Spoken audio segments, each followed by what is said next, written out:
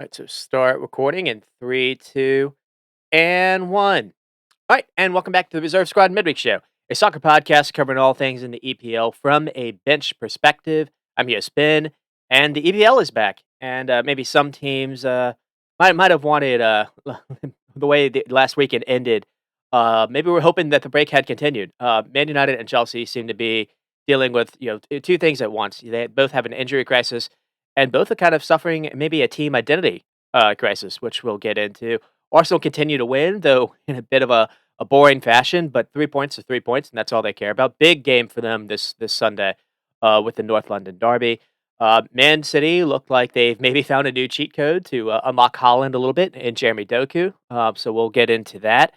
And promoted side still can't find a win yet. Still kind of struggling, though Sheffield has managed to find maybe new and inventive ways to lose games in the dying minutes, kind of stylish fashion. And speaking of style, Liverpool opened up their Saturday slate of games in some style. So we'll probably lead off with that. And then while the game itself wasn't necessarily great, Crystal Palace and Aston Villa certainly gave us a sending off to remember and a goal to remember. We'll get on to Duran's goal. All that and more. We'll cover all the games. This is kind of a long form review show, and that's it. I'll try not to go long this time. But like I said, we'll get started really early with Liverpool and Wolves. It was the early game on Saturday. That's been something that Klopp's actually spoken about a lot. He doesn't like these early kickoffs, especially on I guess it's like noon over there, but especially on Saturday, especially coming after like a break, like an international period. Liverpool have been getting a lot of these, and their their form dictates why they lose a lot of these games, and they didn't still get started off okay because within like 4 minutes they conceded to Wang. Um, but Gakpo was able to get one to level it up, and then Robinson in like the 85th minute. It was kind of getting late, and then it looked like Harvey Elliott had gotten the third, but they credited it as an own goal, which it makes sense. The shot was going wide. I mean, the leading off story was that it was also a lot of their players. Well, Wolves had players that were on international duty as well, but Alexis looked absolutely fatigued and it should. I mean, there was a lot of thinking that maybe he wouldn't even play or start because he had just played a game in Bolivia in high altitude, and just the way like the time zone is a little bit different. He didn't have more than I think they said like 30 hours or so of break in between that game and kickoff, and it really did show. His legs looked shot and his mind looked shot. He played a number of passes he normally doesn't play. I mean, the lineup news was a little different. We got to see Gakpo started over Darwin Núñez, and it didn't really work. Gakpo false nine. I still think that has a lot of tweaking. Too often, Gakpo is kind of coming and looking for the ball, and it's just no one to offer any kind of threat to stretch a back line. And just straight up when Gakpo plays versus Núñez in that middle spot, Liverpool shots just die out compared to when Núñez plays. Um, and it was interesting to see Jota over Luis Diaz. I didn't necessarily hate that. Jota did have a couple of looks because he will make those runs into the box. Sometimes that's how you can kind of get away with that. But yeah, just nothing was really coming off. I mean, the back line was also looked shattered in that first half. Gomez, Matip, and Kwanzaa and Robinson. So it was a little shakeup by Klopp to try the youngster Kwanzaa, and to be fair to him, he was quite good. You had to play this game without Van Dijk. There no Kanate, I guess, wasn't necessarily fit to go the full 90. He was able to come on at towards the end, and Kwanzaa was actually quite amazing considering considering where he is in his development. And yeah, so we'll kind of get started. We get started there. And with Wolves, they had a new guy to bring out in Bellegarde. I was thinking they were gonna try, that Enso guy, and no, Bellegarde immediately came in, and he was quite good, to be honest, for them. Um, I mean, like I said, the first goal came really early, and it came from Neto. The danger man was Neto for them. He was just having fun with Gomez a little bit, defending him. Let Neto just kept kind of getting by him, and here he just kind of crosses the ball across the goal, and it finds Wang back post. Robinson it kind of gets lost here. I think Matip is a little bit disastrous because he tries to come out and misses, and Yeah, it wasn't really the best start. Away and just with the 12th minute, I've got Gomez struggling again with Neto kind of beating him. And then there's a shot that Neto had, and Alexson again kind of lost, or Alexis again kind of lost the ball. The theme really was Alexis losing the ball. In ways like I said, it just generally doesn't happen. Just really poor passes or poor touches that was allowing Wolves to kind of break on Liverpool, and Liverpool's shape was just really off in that first half. Um, in the 28th minute, I've got Schloboschlei having a desperate clearance. It looked like they had a cutback ball, and if not for Schloboschlei, this is probably a tap in. And then there was a Matip clearance at the 30th minute. And then I have the big chance came in the 33rd for Wolves. It was Mateus Cunha. Again, Neto kind of gets past Gomez again, and this is a fantastic cross, and Gomez kind of misses a sitter. I think he's in between a minds of whether to head this or to try to like knee it, and it just kind of he kind of does both.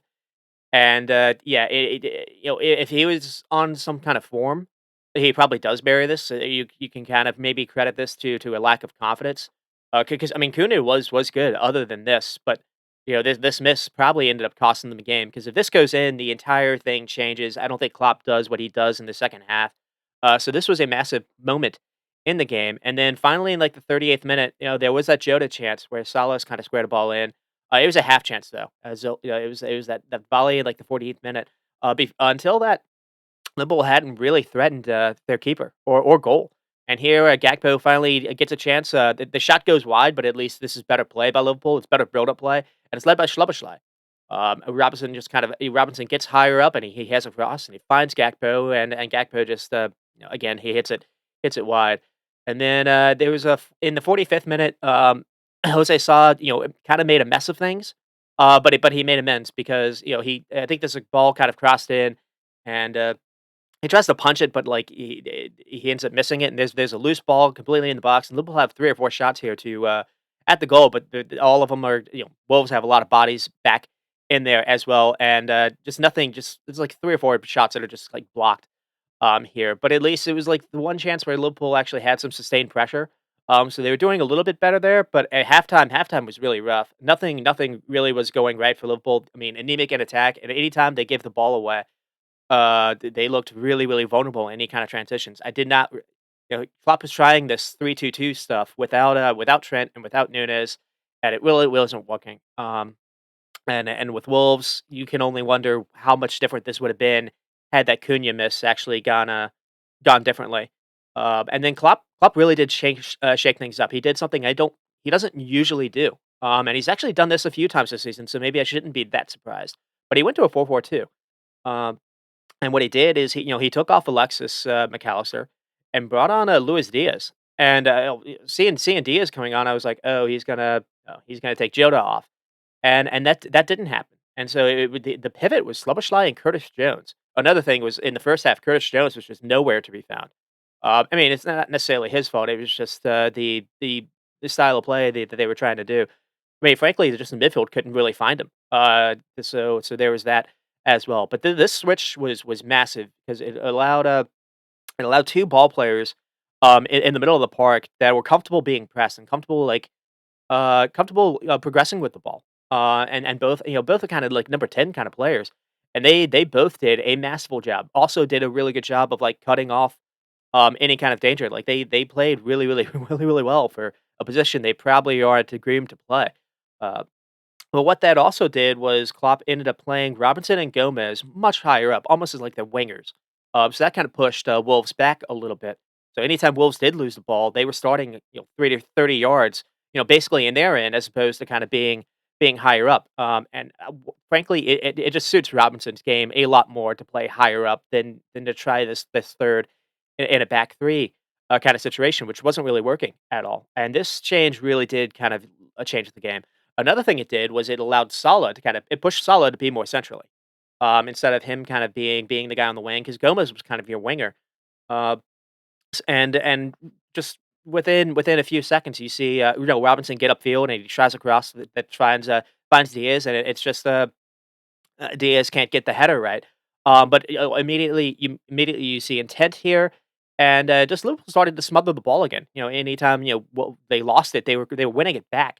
again, and there's just Wolves had no outlet, no outball, and it felt like what if they could get a one, maybe more were coming, and they do get one with Gakpo in the 55th minute, and it's a Salah assist, and it's Salah with his right foot again, which I'm starting to really like, and but this is caused by the run that Szoboszlai makes.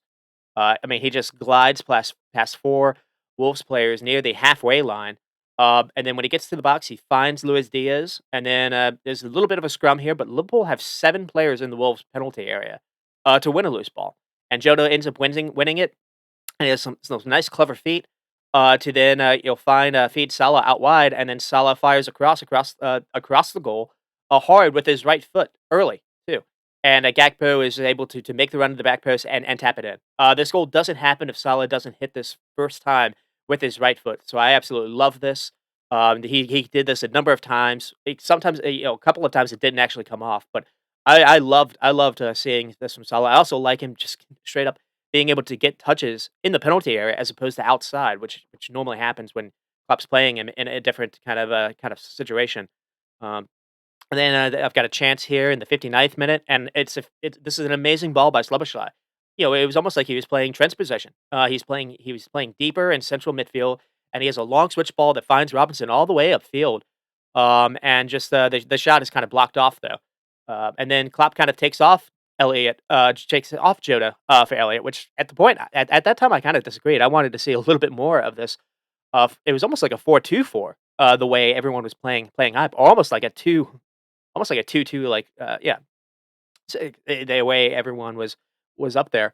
And then we have a chance for Nunes. Nunes does come on, and it was kind of rough for Gakpo because he gets a goal and then he's subbed off.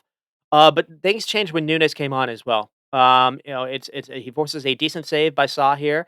Little give and go by Diaz and him, which is nice. And then it was like I think both maybe the touches were a little off, but Nunez does get the ball out of his feet, and this is a fantastic save by Saw. But just kind of Nunez was just kind of offering the defense just something more to think about than necessarily Gakpo was offering. And I don't necessarily think that's Gakpo's fault. I just don't think Gakpo is a number nine kind of player. I just say he wants the ball a little bit more. He comes to it. Nunez will make runs. Nunez is kind of bit like Holland in a sense. He'll try to make runs off the back shoulder all day. Uh, and so just something for Klopp to kind of think about. But I really did like this. So I mean, Gomez was constantly keeping with and it forced Salah to be central. And by like the 80th minute or so, there was a stat that came across the screen. Opposition touches. I mean, Wolves had 26 in Liverpool's penalty area in the first half, and they only had one in the second half. And Liverpool, it kind of switched as well. Liverpool went from having something like 5 to 16, and then there was a chance. There was a chance maybe the 80th minute. So I mean, a cross came in, and Neto had a good strike, but Matip was able to block it, and it was really big that Matip didn't actually raise his arm, because maybe if he does, this is maybe given, but the arm is like right by his side, and it's good. It's a good job by him. And I mean, if this doesn't hit Matip, maybe this is giving Allison some fits. So there was a chance here. It was still just 1-1 here, and then let's see, in the 85th minute, I've got a chance for Luis Diaz. And he has a nice kind of dribble to get into get the ball into the penalty area. And what's when you're going against kind of a set defense, and you need to have someone that can at least beat a man or two, because that forces once that happens, that forces everyone else to shift over. Uh, I mean, and Diaz is quite good at doing this. To be honest, I kind of wish he would do it a little bit more. There was a game like 2 years ago or last year when Liverpool went down to 10 men versus Crystal Palace, and Diaz like was able to just kind of take on the whole team by doing something like this. And he does a give and go. He gets the ball again a little bit later and draws a save. Draws and he creates a corner kick here. And then nothing really comes from the corner kick, but it's because of what happens after Wolves. Like Jose Sa like jumps up, gets the ball. It's not really the best corner kick. But then Sa makes a hard error. He is trying to, I guess he's trying to send Neto kind of a ball to maybe get a Liverpool on a break or Liverpool, get Wolves on a break, and he mishits this, and instead he kicks it right to Robinson, and Robinson immediately carries the ball all the way upfield, finds Salah, and Salah does a very good job here to make sure he runs on sides. If Salah is lazy, this nothing comes from this. But Salah recognizes when Robinson gets the ball to quickly run back to get on sides. You actually see him sprint to do this, which is really good. I mean, Salah gets the ball, and then he just kind of waits for Robinson to join him, and he has a clever slip pass that finds Robinson, continuing his run, and Robinson is able to finish Pat Saw. Second assist for Salah, and this was good for Robinson. Captain's goal. There have been so many moments when Robinson has had chances to kind of score like a big goal, and so often he's flubbed it. He there was a chance versus like Atletico Madrid in the Champions League when like it seemed he had a header he just couldn't miss. He was going to win the game, and he somehow hit the woodwork. Uh, I mean, there were a couple chances versus Arsenal, last year when it seemed, it just anytime he gets the ball on his left foot, he on the left side, he like drags it wide. But here, he's on the right side, so maybe that's a secret to unlocking him. I don't know. He also scored like kind of an own goal. Versus he scored where he created a goal for Scotland, courtesy of Harry Maguire. But still, so it's awesome. I mean, Robinson was made captain, and he's been a I don't necessarily a bit of controversy or criticism from me. But Klopp's been kind of playing him a little bit differently, and he was finally able to play him in kind of a position he likes, a little bit more forward and attack minded, and it really worked. I mean that kind of change really did change the game. Uh, and then I have a chance for Diaz here, and again, Salah has a maybe a chance for a hat trick of assists. And again, this doesn't really come off, but what happens is, Salah gets the ball in the wing, and then he's trying another square pass with his right foot, and he mishits it. I mean, Salah's still not really confident with his right foot, but I like this. I like seeing him looking for teammates and willing to cross the ball with his right foot. That's going to make him so much more different, so much more dangerous playing on that wing side because teams will have to honor that. And when teams start to actually play that, Salah will immediately cut it back onto his left foot, and he'll be another just by doing having this threat will lead to goals. So I just like seeing it more, and it's not the first time this season that we've seen it. So sometimes sometimes we'll see that, and then it'll just we won't see it for like 30 games. We have seen this season a number of times. So I hope it's a thing that we continue seeing. And then we finally get to the third goal, the goal that kills it off. Nunes shows really good hold up play. Allison like feeds him the ball. So it's good hit by Allison. Nunes is strong to receive it with his back to goal. He turns upfield, and then feeds Salah. Nunes does a really good job to recognize Salah's making the run, and it was able to feed him in.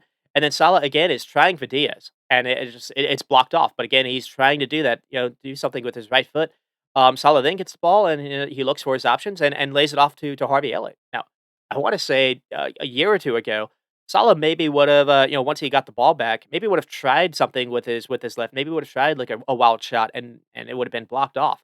But he recognized where his teammate was, and I mean, Salah seems to have a goal or assist now every single game, every single game. Uh, he's become an elite playmaker on top of being an elite goal scorer, and here, he lays Elliott off, and Elliott, has a shot, and it's not really the best shot. And what happens is it takes a deflection off someone's leg, kind of sticking out, and that's what and there's enough kind of spin to bring it off the post. I mean, there's nothing Saw can do here because this shot's probably going 5 yards wide, and the shot kind of deflects off the leg, and there's enough spin to break it off the post. Uh, but I mean, that was it would there are 2 ways to kind of look at this. It was, or Liverpool, like, kind of the comeback kids, comeback kings, this season, like they were, in past seasons, or, is this kind of, playing with fire a little bit? I think in almost every single game, there'll be a theme here where I feel like Liverpool have been much better after Klopp made a change to go back to a back four and ditch this Robinson in a back three, kind of stuff, they've been trying. That was another thing that happened here. Now can Klopp kind of learn from that and to maybe start at games with this, or maybe when in future games when teams are playing sitting so deep against you, and teams don't have necessarily an outball to hit you over the top. Now, because I think Wolves taking off Mateus Cunha when they did to bring on Fabio Silva, I didn't think that worked at all. Uh, so that kind of played into the role a little bit, and just Liverpool were just able to just completely smother them in possession and in that second half. I mean, think about no Van Dyke, no Trent Alexander Arnold. No Konate, and you see the back line. It was Matip again. It was Gomez. Gomez actually at right back. I do like. I prefer that as opposed to him being at center back. I other than at least defensively, he was an absolute mess because Neto was beating him for days. But when he was going forward, he was getting a lot of nice crosses. He has a really good delivery on him, and he's a threat, especially when you have someone like Nunes playing. That's a target in the air, a threat in the air at all times. That connection will lead to a goal or two this season when that's tried. So I like seeing that. I do think Gomez can be Trent's kind of backup in this kind of role because Klopp was trying to do Gomez in this inverted kind of central midfield kind of situation, and that wasn't really working out either. That was another reason why the first half just really wasn't wasn't working at all. But I mean, the key stats: Wolves 0.63 xG. I feel like that was harsh. They're. I mean, the Mentea's chance was at least a goal. Uh, and they did score. So, I don't really understand that. Liverpool with a 2.52, Wolves with 11 shots and only 2 on target. 3 shots all second half, which really that did show that kind of dictates the game right there. And then Liverpool with 16 and 6 on target. 11 shots in the second half, 4 big chances. Possession, probably what you would expect. Passing was 638, 88%. The Wolves 269. You're starting to kind of notice this. All the teams at the top are teams that are basically having 600 passes a game, and the teams that are maybe struggling are teams that are like Man United's, maybe even a Newcastle. They can't get there. They can't even get 5. They're struggling in that 4 range. That's starting to be a bit of a theme that you're watching. The only team that's actually in that elite passing range is that's not really having a good season so far is Chelsea. So I don't necessarily know if that's that's going to dictate that changes around, or maybe passing is pointless. I don't really know. But to get to the Liverpool side, the Klopp changes in the second half. A bravo to him. It was brave to also play this way. Play brave to play fullbacks really really high up because if you lose the ball, it's time. Uh, but it was also you'd be able to do that because, I guess Klopp really did see that Kwanzaa had reason to trust him. Kwanzaa was asked to almost kinda man the back line a little bit by himself. He's gotta carry Matip, with his legs, and Kwanzaa was amazing, for being how young he was. I didn't think he put a foot wrong. Yeah, he was aggressive, but he showed some pretty good pace to him as well.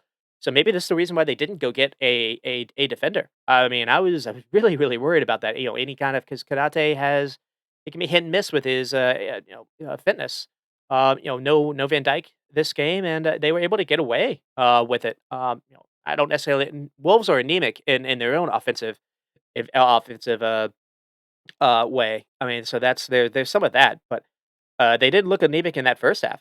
Just the way everything kind of changed a little bit, in the second. And I didn't really like Gakpo through the middle, which I've already kind of talked about. Uh, it has been a weird start to the season for Liverpool. The results have been great, but I think they've overshadowed like a lot of poor performances. So again, I don't necessarily know how long that can continue, but you don't necessarily need to harp on that. Salah with 2 assists it should have been a hat trick, but I think because of the own goal, they're not going to give it to him. Um, but I also think the man of the match was Dominic Sloboshai. Liverpool were really struggling to control any part of this game, and Alexis in particular was kind of at the heart of all the mistakes. And so Sloboshai kind of moved in that position instead. They kind of played through Sloboshai, and he just bossed it. He sprayed balls upfield. He was collecting it and turning away from danger and progressing with it. And he's just turned into an all around central midfielder, not just an attacking one. Salah with 2 right foot assists, and he was trying to get for more, which I really liked. And then captain Ante Robinson. It's brilliant by him. Got the important second goal, 1 key headers. There was a chance where maybe towards the end, Wolves had a chance to maybe cross something in. It looked like someone was back post, and Robinson was able to win that header and get it to be a corner kick. That's normally something that I worry about him a little bit. So great to see there. And just his energy just dictated the rhythm of the second half. Just playing higher up. He was a beast. Again, the halftime change to switch things up to bend this kind of 3-2-2-2-3 stuff. Klopp normally likes playing with 3 pressers at the top, but I guess a 4-2-4 you have 4 pressers, so maybe that's how Pep maybe Klopp's assistant Pep Linders has convinced him to kind of stick with this a little bit. And it really did change the game. They also had midfielders where in the past I don't think they could have done this. To be fair, Fabinho and Henderson, this would not have worked. I mean, Curtis and Sloboshai have legs to in case something happens to cut off some danger. But also they have a better passing range on them, not just going long, but able to find feet. Liverpool were able to just find feet like they haven't been in a few years. Like when Thiago was playing, they didn't have this issue, but those games that Thiago was missing, they were really struggling in possession in some games. And so here, your maybe your best passer you would expect, Alexis isn't having his best game, and Klopp was able to fix that. Again, I was really impressed with that. And just the way Liverpool were able to just kind of have so many numbers in the Wolves penalty area, that entire second half, just Wolves had no way to kind of get out of that. And then again, if you look back how the season has gone, one of the best half performances, I guess you could say, the Bournemouth second half after Liverpool went down a man. Klopp forced to go to a back four. Newcastle second half, obviously, Klopp forced to go to a back four. The Wolves second half, even the game versus Aston Villa, Klopp did a tweak with Trent Alexander-Arnold where he almost moved him to be like a center back in a back four, like a fake back four. So I just think that suits them so much better. To be honest, I would love to see them try some way to find a way to do Nunez and Gakpo together. But if nothing else, I like the idea of having Salah a little bit more centrally, Salah with Nunez, or even Salah with Gakpo. I just think it makes it so much better when you're able to play them in between the penalty area, that kind of position, as opposed to Salah having to be further out wide. Just the shape, at least in this game, and these other games, has looked better when they've done that. And then with Wolves, the Bellegarde debut, I think that was something to be promising. He wasn't able to go the full game. He looked kind of knackered a little bit. Understandable. It's his first game. Pedro Neto looks like he's gotten over his injury from a few years ago. He looks really good again. This isn't the first game that he's been really influential, and so I mean he had Joe Gomez on skates and had Trent Alexander-Arnold played instead, I imagine it probably would have been the same. Um, so that's something for Wolves to kind of think about. So that's good. I mean, the negatives are kind of the same. I mean, they were lackluster in rotating the ball. That's maybe the one thing you could say. So I mean, they don't have Mateus Nunes anymore. They don't have Neves. They don't have Matinho. So it's a little bit different. Lamena and João Gomez or good kind of destroyers, but it seems they need to get some. That's maybe Mateus Cunha. I think comes in. He's a bit kind of like Gakpo. He seems like he's more of kind of a false nine, kind of forward where he'll drop for the ball and he's good at keeping it. And when they took him off, uh, Fabio Silva was not offering any of that, and just they couldn't keep the ball. Uh, and you have to remember that Cunha miss makes it 2-0, and just in the first half. So it's not like Wolves are far away. I mean, but given how far they started, they do maybe have to feel disappointed, and not getting at least something here because they were at home, and it just feels Wolves are close to being fine, to be honest. But until they actually start getting some of these performances into points, I think the fan base is going to worry and be right to worry. I think Gary O'Neill is going to have to worry a little bit until some things kind of change. And when you look at where can they go for goals, you look at that roster sheet. I don't really know, uh, but we'll have to continue to watch them. And then we'll move on to Man United and Brighton. This is probably the game I should have led off with. This was maybe the game of the week in some respects, just because Man United off that heartbreaking like kind of defeat to Arsenal, and Brighton had become the story of the week every week, and because of performances like this, they'll continue to be. How is Brighton going to bounce off their big win over Newcastle? And we saw.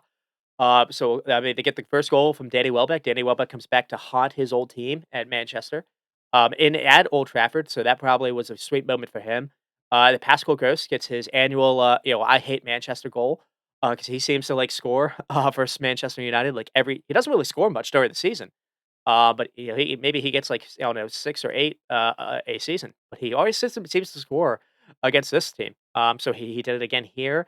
Uh, and then Yao Pedro came on and got the third, and then Hannibal kind of got some window dressing to make it 3-0. Uh, but there were a lot of storylines even leading up to this that didn't even factor into the game.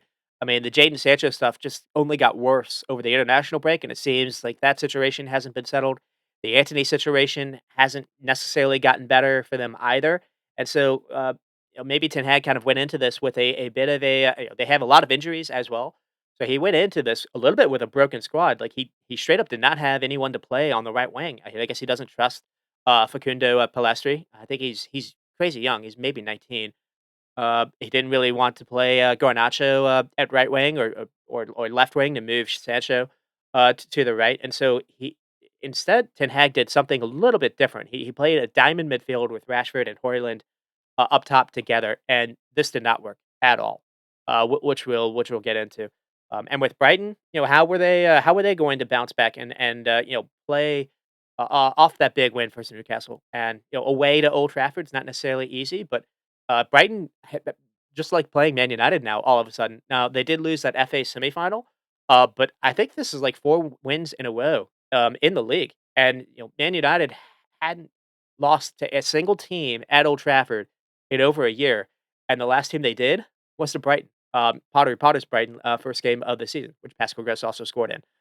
Uh, and it was also a different Brighton team. I think something like 6 changes were made from the players that played versus Newcastle. I mean, Adingra got his start. We got to see a midfield of Pascal Gross and Dahoud, and then Lallana. We haven't seen Lallana a lot this season, so we got to see him back, and then Danny Welbeck got a start. Now Evan Ferguson maybe suffered some kind of knee issue versus Newcastle, and he was only able to go on the bench here. The fact that he was able to play in the second half just kind of get some minutes in his legs wasn't positive because there was some kind of worry that it was going to be a little bit longer of an issue. So maybe that's kind of the reason why Welbeck got his start. But man, did he take his chance because he was fantastic.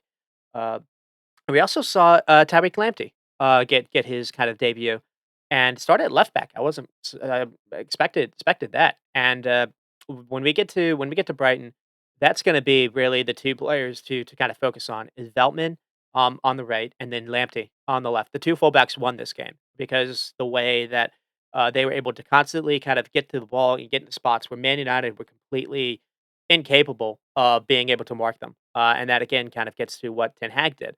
But Noah Stupin, and so you're able to play, Tariq Lamptey, and Lamptey was really good. He was at the heart of like 2 or 3 goals, maybe. And then with Man United again, so we see kind of this weird kind of diamond shape. So we have Casemiro, McTominay, and Ericsson, and then kind of Bruno at the heart of the diamond. So Casemiro again is being asked to play midfield by himself. Uh, and then you have Hoyland and Rashford, and Rashford was sticking on the left, and Hoyland was trying to play in the middle. There was just absolutely no one out wide. And at the back you did see Dallo, Lindelof, Martinez, and Reguilon. So we got to see Reguilon kind of get his first start. It looks like Wan-Bissaka has a bit of an issue, so we're not going to necessarily see him. I guess it's good to see Reguilon. I thought actually had a relatively good game. So I mean, Adengre did kinda get past him a couple of times, but, for his first game, he did offer some good stuff going forward, and they need that because they're scant right now, without Shaw and without Malacia. So that was good. I mean, no Varane, that was kind of an issue as well. I mean, we saw in this game, Lindelof looked kind of lost a little bit in where to, who to mark. I mean, he didn't know what to do with Danny Welbeck, the way Danny Welbeck kept dropping into midfield to receive the ball. Lindelof did not wanna go there at all, and Martinez didn't have his best game either, so they obviously missed, Raphael Varane. And they're missing a lot of players, to be fair. But they did start off okay. And we got a couple early chances, first from Rashford, and then we have one for Højlund. And then this comes from, like, a counter after Brighton kinda lose the ball. Lamptey's trying a different pass, but the way Brighton kind of set up here, the way they were able to play the ball upfield, before the turnover, this is a theme for how they basically get the 3rd goal later on. They're using Lamptey as an outlet to advance the ball, and but they also have someone in the midfield kind of running through the middle. In this case, Lalana, kind of running towards the ball, and then they quickly play it back backwards to the player, only then to fire out wide. They were doing this a lot, just as a way to kind of escape pressure. Because Man United were trying to. It seemed like the whole point of that diamond was to basically make the midfield so congested because they have 4 players there, where Brighton would have to go elsewhere. And Brighton were like, okay, we'll go out wide to our fullbacks. And then when we get to the fullbacks, when you come chase us down, then we'll go back to the middle. And that's basically how the game ended or went. Um, but Man United kind of win the ball back in this situation. Casemiro plays a really good long ball to Rashford, and then Rashford's able to kind of fire a square ball. It just misses Hoyland, but it's good play by Rashford and Hoyland here, and it's a really good run by Hoyland here to kind of bend his run to get in front of Dunk. And on more than one occasion, it felt like Rashford maybe could have done this a little bit more. Sometimes he was just kind of getting to this area and wasn't looking for a teammate, but here he did, and Hoyland just kind of missed. It was a decent early start for Man United, to be honest, but as you watch the game, it just seemed it was glaringly obvious they didn't have anyone playing on the right side, and it was anytime Lamptey was able to get the ball, he was able to. It was too easy for him. He was able to both pick his moments to defend centrally, but also kind of take his role in the attack without any worry of any counter threat. Dallo wasn't able to do this because Dallo had to worry about Matoma.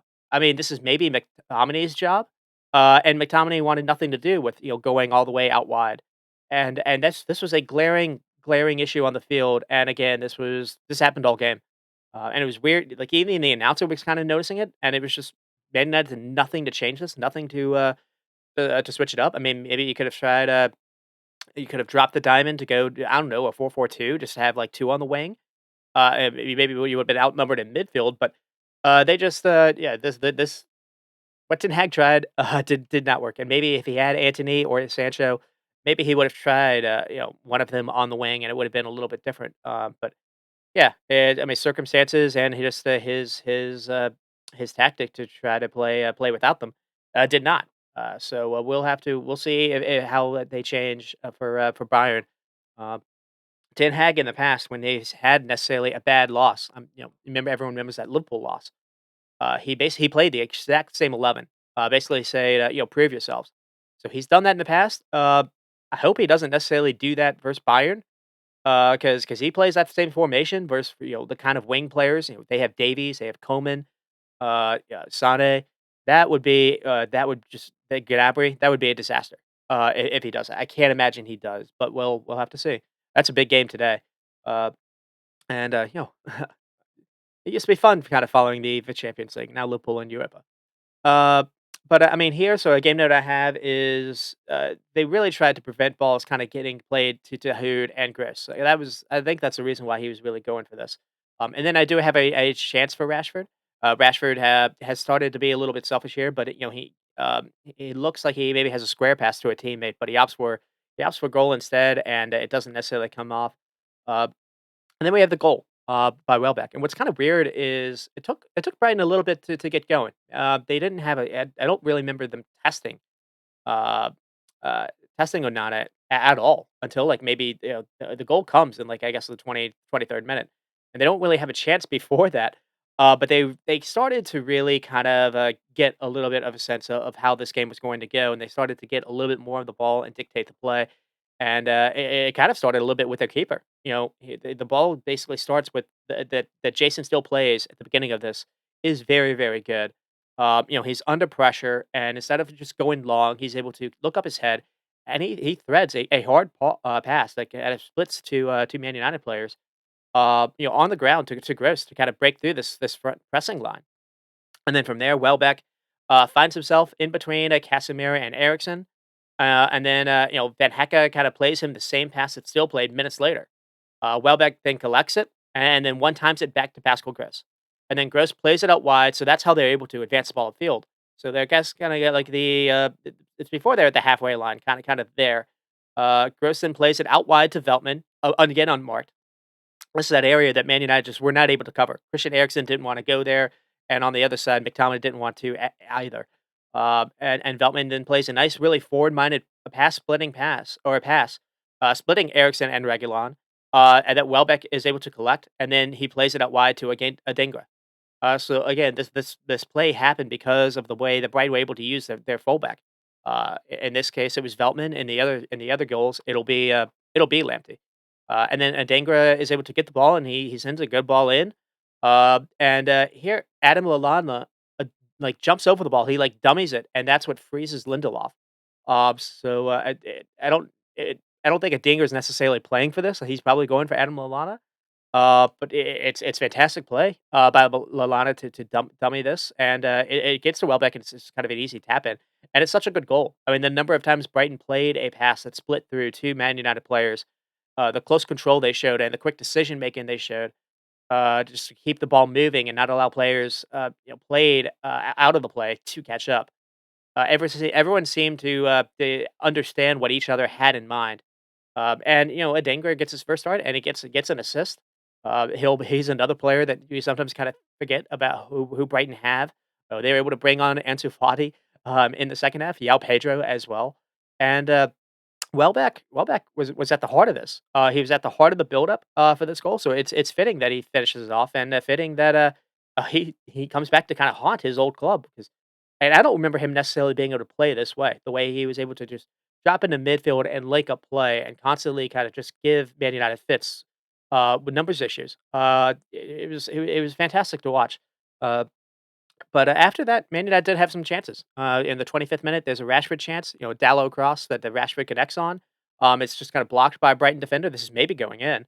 And then the 30th minute, there's a chance for Rashford. And again, it's kind of a theme that in United's play that whenever Man United were able to kind of play down the right side, Casemiro was looking to hit over long balls, hit switches back to the left. And he's also, Veltman had a good game, but Rashford was actually able to kind of get behind him a couple of times.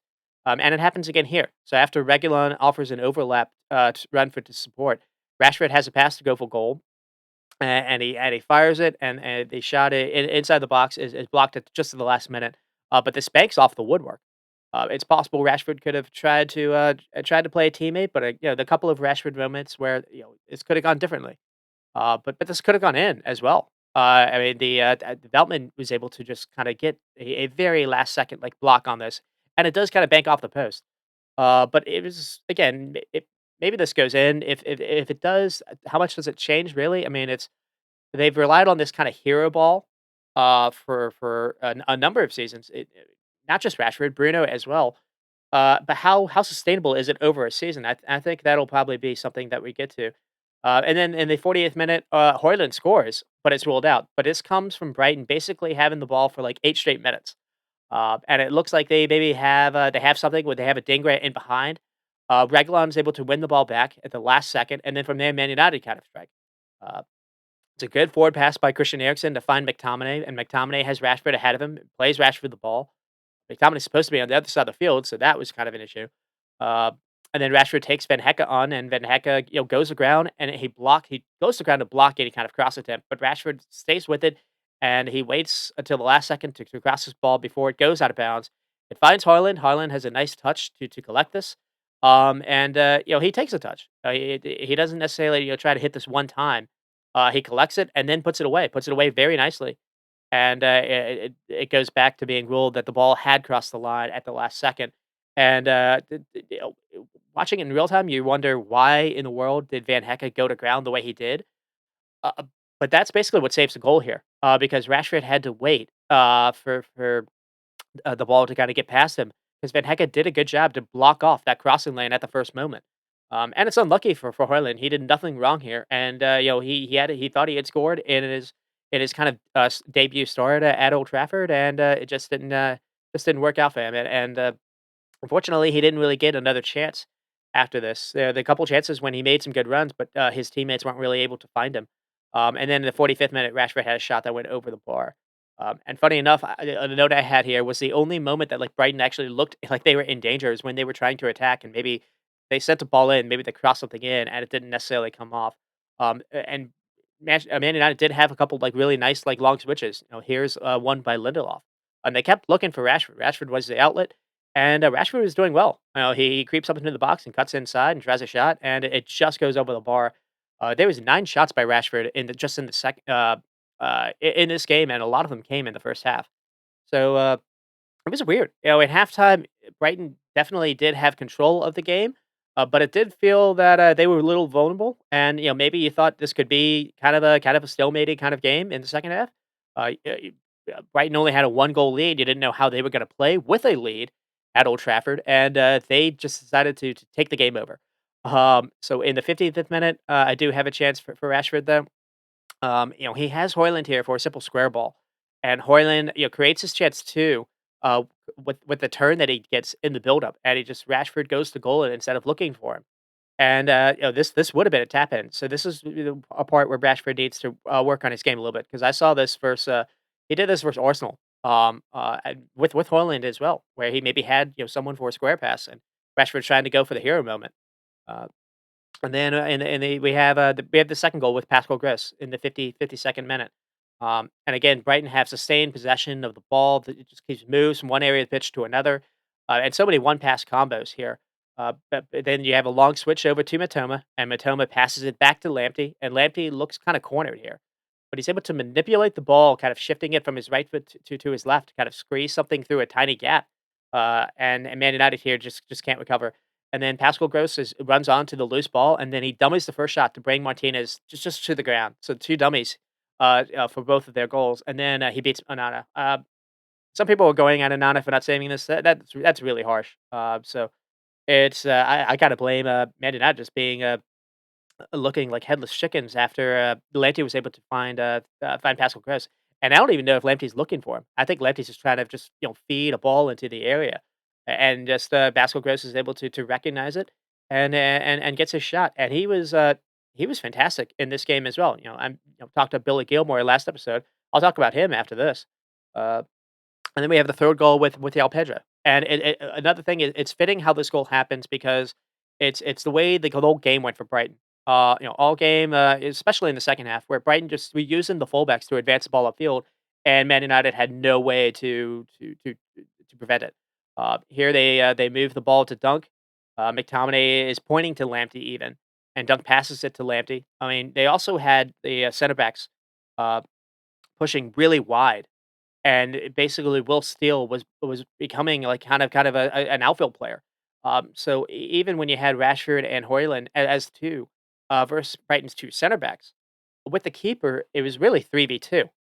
So that was an issue as well. And the way that they were able to play really wide out, that kind of stretched Man United at press out as well. Hoyland and Rashford didn't really want to go all the way out there, and just yeah, they were able to make the pitch a lot bigger than Man United really wanted to. But here, Lamptey gets the ball and he carries it all the way down the wing. And then he sends the ball into the box to Pedro, making a late run unmarked. Bruno, I think, could do a lot better here. You kind of see him just kind of jogging. He sees Pedro in front of him. But Pedro also does a really good job to kind of hold his run. Instead of like sprinting to get into the box, he recognizes a couple people are ahead of him. Why not? Why not kind of stay kind of top of the box? And Lamptey, carries the ball all the way upfield and finds him, and he one times it in. Now I do think Onana could maybe do better here. He is stretched, but everyone kind of thinks about what the kind of saves that De Gea was making. This is maybe one you could go at him for, though Onana did have a good game. He did make a number of saves late in the game. Uh, and Yao Pedro, we talked about Evan Ferguson last game. Yao Pedro's a real talent, as well, and he's able to get his moment here. And then little window dressing in the second half. Man United, got something with Hannibal coming on. It was a screamer. To be fair to him, man, if this has been a way to kind of tie the game, this maybe would be a goal everyone would be talking about. But it only makes it 3-1, and it just comes too late. It's still cracking though. This is quite a good strike. Uh, and then I don't really know what Man United were doing in the final 10 minutes. It seemed like Bruno was playing at center back. Next to Lindelof, and it didn't really work because the game ended with Brighton maybe having a chance to tack on like 3 or 4 goals. With the way that they were getting free and getting open. Anana had to make a number of really big saves to make this even not actually like really ugly. Especially towards the end, it's a chance with Foddy where Billy Gilmore was able to kind of play body all the way through, just completely. No one marks him, and Onana at least kind of made that save. But Brighton, Brighton exploded in the second half. I mean, they only had 3 shots in the first half, 7 in the second, and 7 on target. And they lead the league in second half goals. I didn't really realize that. And again, they only led 1-0 at halftime, and instead of trying to protect it, they took over the game. I mean, 600 passes and 91% accuracy. Man United were played off the park of their own pitch. Just the way Brighton were always able to find an open man in midfield was shocking. And Lallana and Welbeck kept like dropping deep, and it kept giving them a numbers advantage. And they always still had something over the top that Adengra or Matoma. So it was just yeah, when you don't have everyone kind of working without the ball, you can really exploit it. And with Man United, that was kind of just the way it was going. It didn't seem like Rashford or Bruno or McTominay or Christian Eriksen had no idea who to mark who, and it was constantly leaving people open. The way that Welbeck and Lallana were it kept dropping into midfield areas. It just seemed Brighton always had an extra number, maybe even two advantage. And the only time that they looked vulnerable was in when they actually made a mistake. It wasn't really like Man United were pressing them into mistakes. That was another kind of issue too. Um, and Man United did outshoot them 14 to 4. But Brighton 10 shots and 8 on target. That was shocking. And again, Man United with 425 passes, 86% to Brighton's 600 and passes and 91%. And when you look at Brighton, they have a wealth of attacking options now.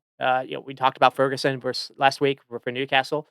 I mean, Welbeck now, you can kinda mention him, and it's not like Welbeck started even the first game for them, and it's not like he played bad. He started with Wolves, I don't think he played bad, there either. You have João Pedro, after them, Mitoma and Marsh. We didn't even mention Marsh, and, uh, and Adingra and Fati, now to add to this. And, they're missing, they're missing Enciso, but, they've been added someone like Fati to kinda come in, and it looks like he's gonna play kind of a 10 role, kind of a cam. So that's gonna allow him to kind of roam a little bit. That's gonna make them a lot of fun, and, it's great to see Lamptey back. I remember him being kind of a speedster on the right side. I didn't know he could play, left back. You figured they were missing, Estupiñán, and maybe this would be a big miss, and, the way Lamptey played, it kinda wasn't. I mean, that's not to go at Estupiñán, but just, Man United kinda played into that as well, but Lamptey was quite good in his own right, to be fair. Uh, I mean, just kind of, something the commentator said, I think it was worth kind of talking about. He, right before the game ended, he said, "This is a title contender team, by the way." And I don't they do lead the league in goals. I don't necessarily know if I would go that far. I do have him in my top 4, absolutely. I think I said that after week 1. Uh the, uh, uh, the thing that's a little puzzling is they don't have any clean sheets so far, and you look, I don't necessarily know how much I trust Van Hecke. Obviously, Webster, had such a bad, go of it, versus West Ham that he hasn't been able to see the pitch, since.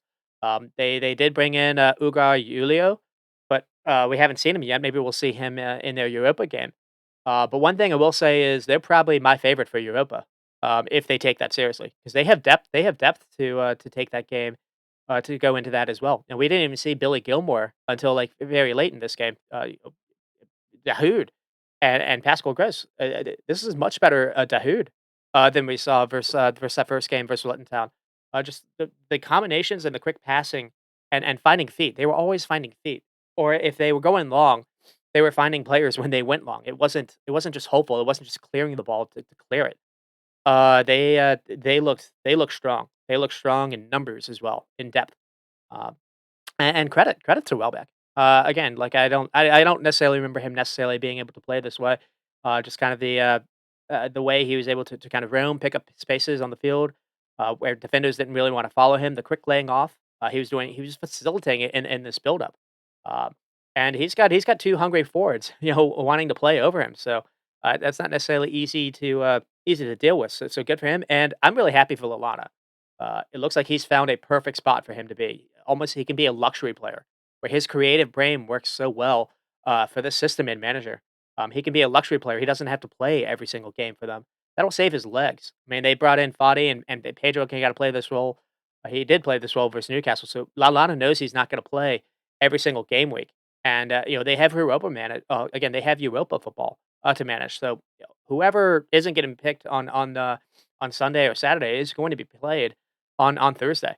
So yeah, I do probably do favor them. And one thing I kind of want to hit on here is a lot of teams like to have possession and pass from the back. The Brighton not the only team to do this, but I don't think none of them are good in the eye as Brighton, and I only include City. And I mean, Chelsea have the best possession stats, but they don't look like this. Brighton aren't just winning the first phase and build up. They're leading the league in shots. They're leading the league in goals. Uh, when they get into second phase, they're doing the same line splitting lines. They're doing the same stuff. They're not going backwards. They when they get into the penalty area, they know how to attack. They didn't. This is like an issue that Graham Potter had when he was at Brighton. Brighton would do all this good stuff, and then they get to the final third, and it would all stall. That's not the case anymore. And they also have a wealth of attacking options. That helps. Well, people that can just beat people individually. They're not just a good passing team. They they'll hold on to the ball. They know how to make runs as well. It's a very unselfish team as well. But the way to play like this, it starts at the back.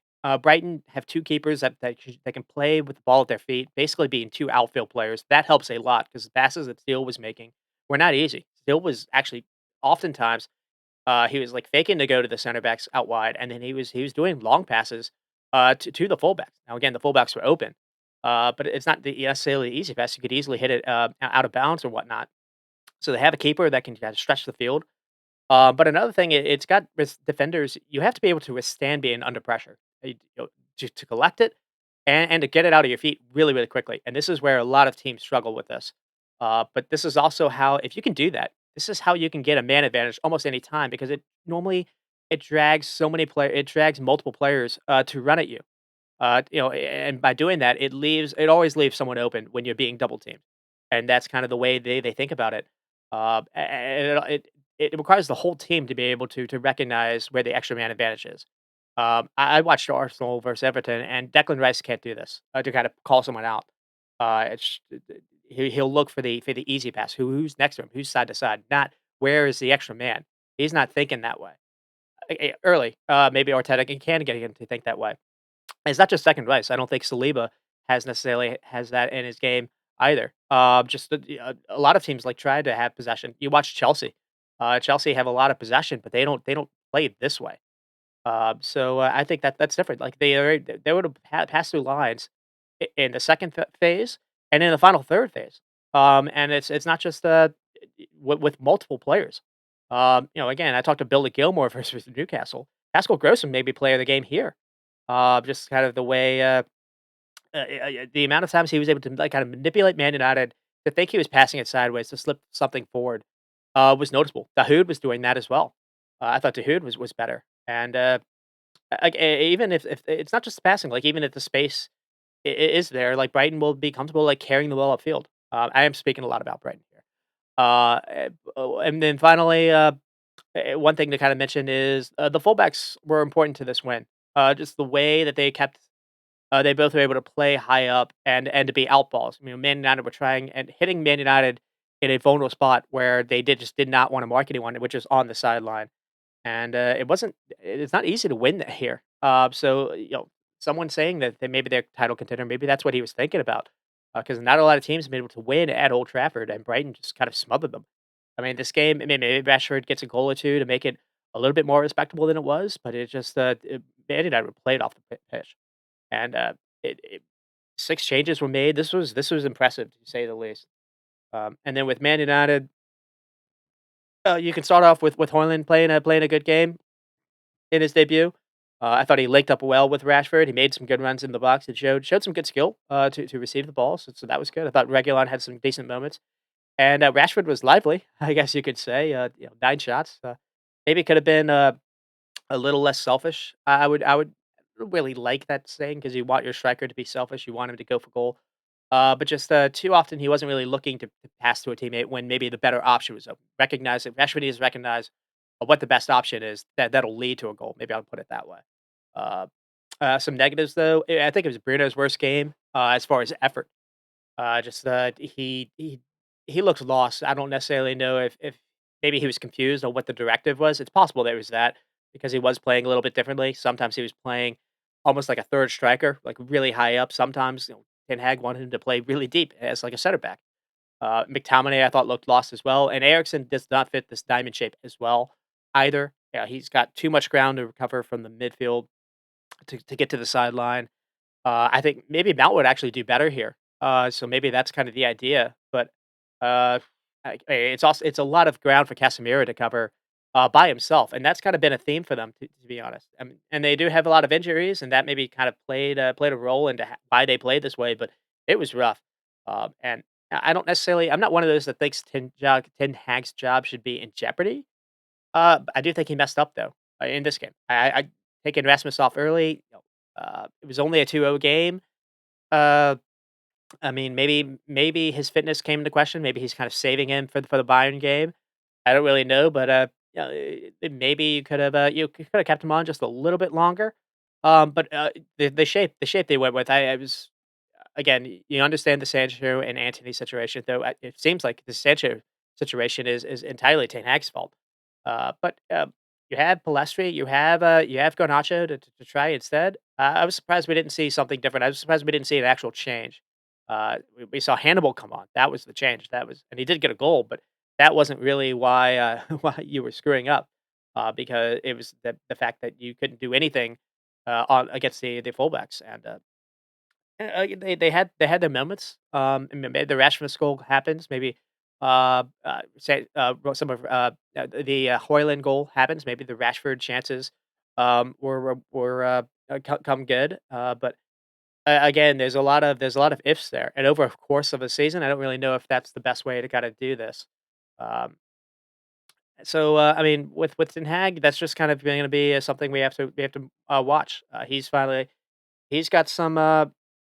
He's got maybe people kind of calling for him, in a way he hasn't yet. So how is he gonna handle some adversity, as a manager? We'll have to see. But not playing with a right wing was weird to me. I just don't understand. If nothing else, play Bruno out there, even though he doesn't really want to do it. Just have someone out there just to have better spacing. Because it happened all over and over again how open the fullback was.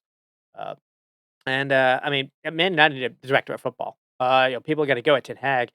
I mean, Ten Hag, brought Onana, to the club. I don't necessarily think it was because of, him having a good, Champions League run with Inter. I think it's because it's his former keeper at Ajax. He seems comfortable with players. He brought Antony to the club, because of that, not necessarily, anything else. And Antony has kind of struggled a little bit here even before the certain, background issues that are now out there.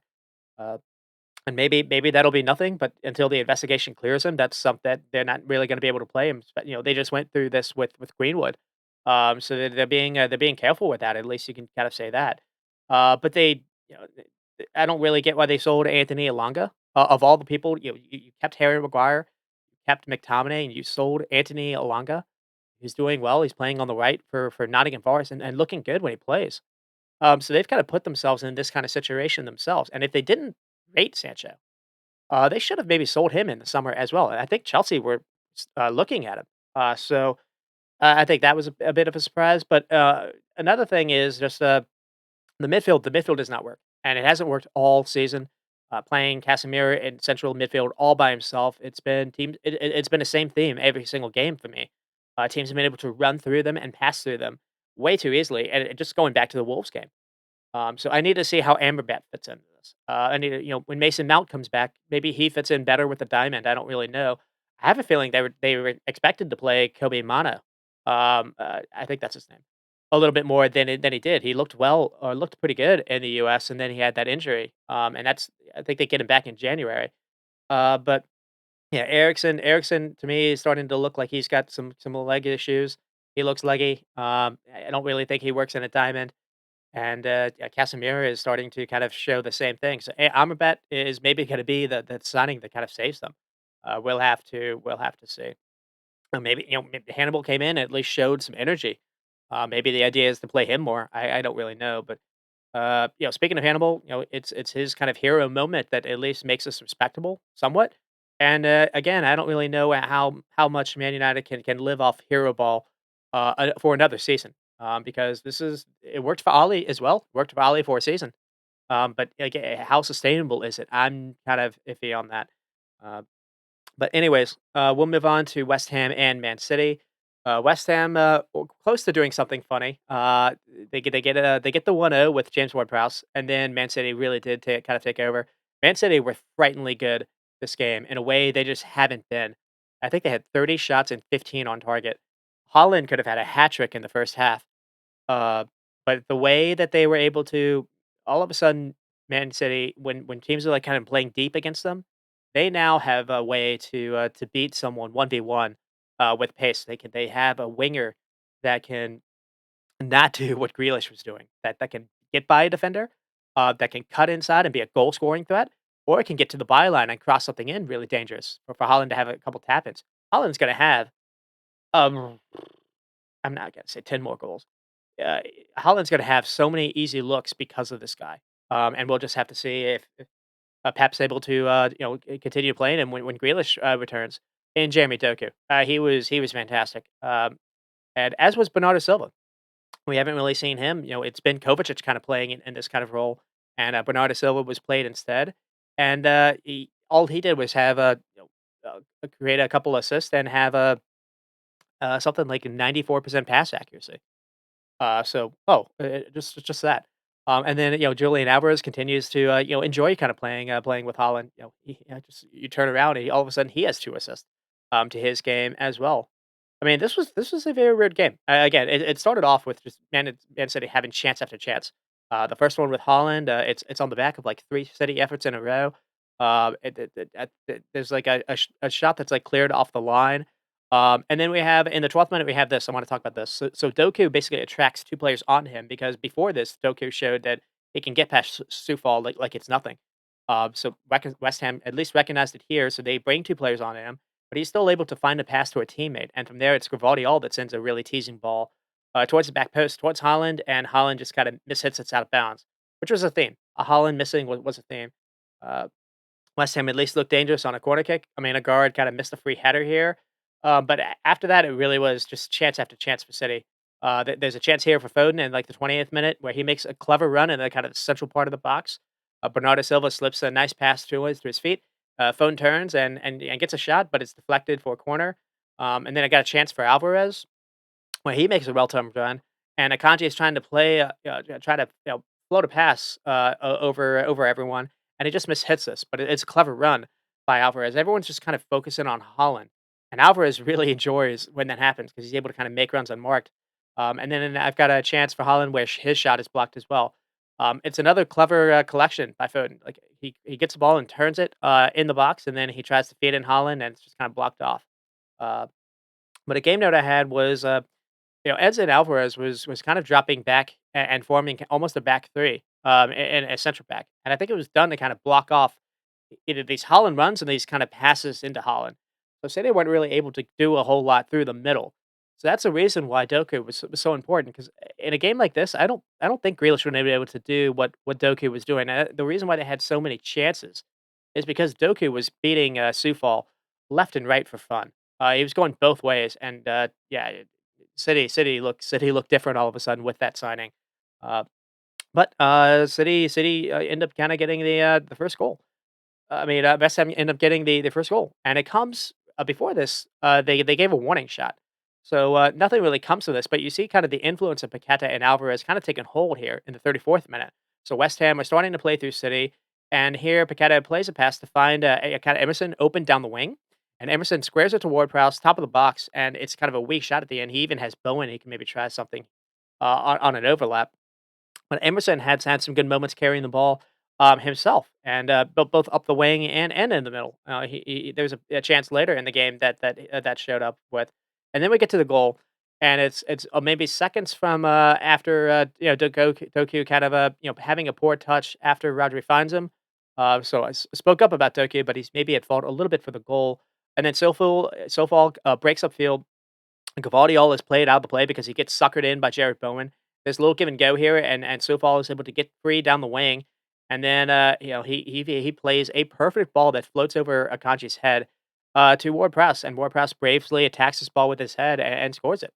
And you look, and it was starting to be a theme of how West Ham beat a Brighton, and you wondered, could they maybe do it again? And no. Um, uh, in the 42nd minute, there's a chance for Holland to kind of make it level. And again, it's Doku with some great 1v1 ability. Again, he sends Sufal the wrong way, and he squares the ball hard across goal. It's a tap in for Holland, and he somehow gets the wrong contact. But yeah, Doku looks special. Not many players are 2-footed that can go either side and have quick feet like this. I think he was the best dribbler in La Liga or Ligue 1 last season. In Euros when he was like 19 or 18, he wasn't even starting for Belgium. They had Eden Hazard, but he ended that tournament with the most completed dribbles. I mean, he's been a dribble beast for a very long time, and he's a little bit older now, and yeah, he looks like he's set for he looks like he's set to have a good career for Man City, unfortunately. But I mean, yeah, the halftime thoughts. West Ham did have the lead. They were outplayed, but they did have a lead, and it did feel like Holland could have had a hat trick just by himself. And yeah, the lead didn't last long. I think it's the first minute in the second half, maybe like 40 seconds in. The movement here is why maybe Man City are different. So Walker runs centrally to get the ball, and then moves ever so slightly to draw Ward-Prowse to kind of shift over, and that creates a little passing lane for Ruben Diaz to play Holland the ball. It's a fantastic pass by Diaz here. A lot of center backs wouldn't play this kind of ball. Holland then one times it to Rodri, and then Rodri quickly plays it to Alvarez, who plays it to Doku. And from there, Doku is able to run at Sufal, and Sufal has no idea which direction he's going to go, and he allows Doku to kind of cut in towards him and fires one in. But the goal is created by the movement of Holland earlier in here, because when he ran to the ball, he brought Kurt Zuma with him. And when Doku was able to get the ball, seconds later, Zuma's out of the play. So once Doku was able to get past Sufal, there was no Zuma to kind of be there to be an extra man to kind of block it. It's almost like Man City kind of played this for Doku to get a 1-on-1, and credit to him, it worked. Uh, and then we have a free kick here for Alvarez. It's a fantastic free kick. It strikes the post, but I want to highlight this because the moment before the free kick is what happens for the goal, a City goal later in the game. So Bernardo gets the ball in the wing, and he cuts inside, and he's passing it to Alvarez or passing it to Rodri, and he's trying to spin away to make a run. But here you see Edson Alvarez stick an arm out and prevent Silva from being able to do that. And that's key because when this happens a couple minutes later on, Edson Alvarez is out of the picture. He has to go off kind of hurt. I don't necessarily know if Man City scored the second goal with that change or not, but it did feel like, at least here, it's the reason why they didn't score this goal earlier. And then we got a chance for Holland again. It starts with Rodri trying to thread Holland in on goal. West Ham to defend this, but City are quickly able to win the ball back, and then Rodri tries a scoop pass that floats it over everyone. And Holland goes airborne trying to hit this on the volley, and it's denied by a great save by Areola. It's amazing body control by Holland, but I feel like he could maybe head this, and it's easier. But it's fantastic playmaking by Rodri. There's no reason for him to try both of these passes as a defensive midfielder. This isn't fair. And Rodri started to be a creative midfielder, and he nearly creates this goal. And then really there was a chance here for West Ham to kind of take the lead. So the 54th minute, we have a big chance for Antonio. Rodri gets the ball picked off him by Paqueta.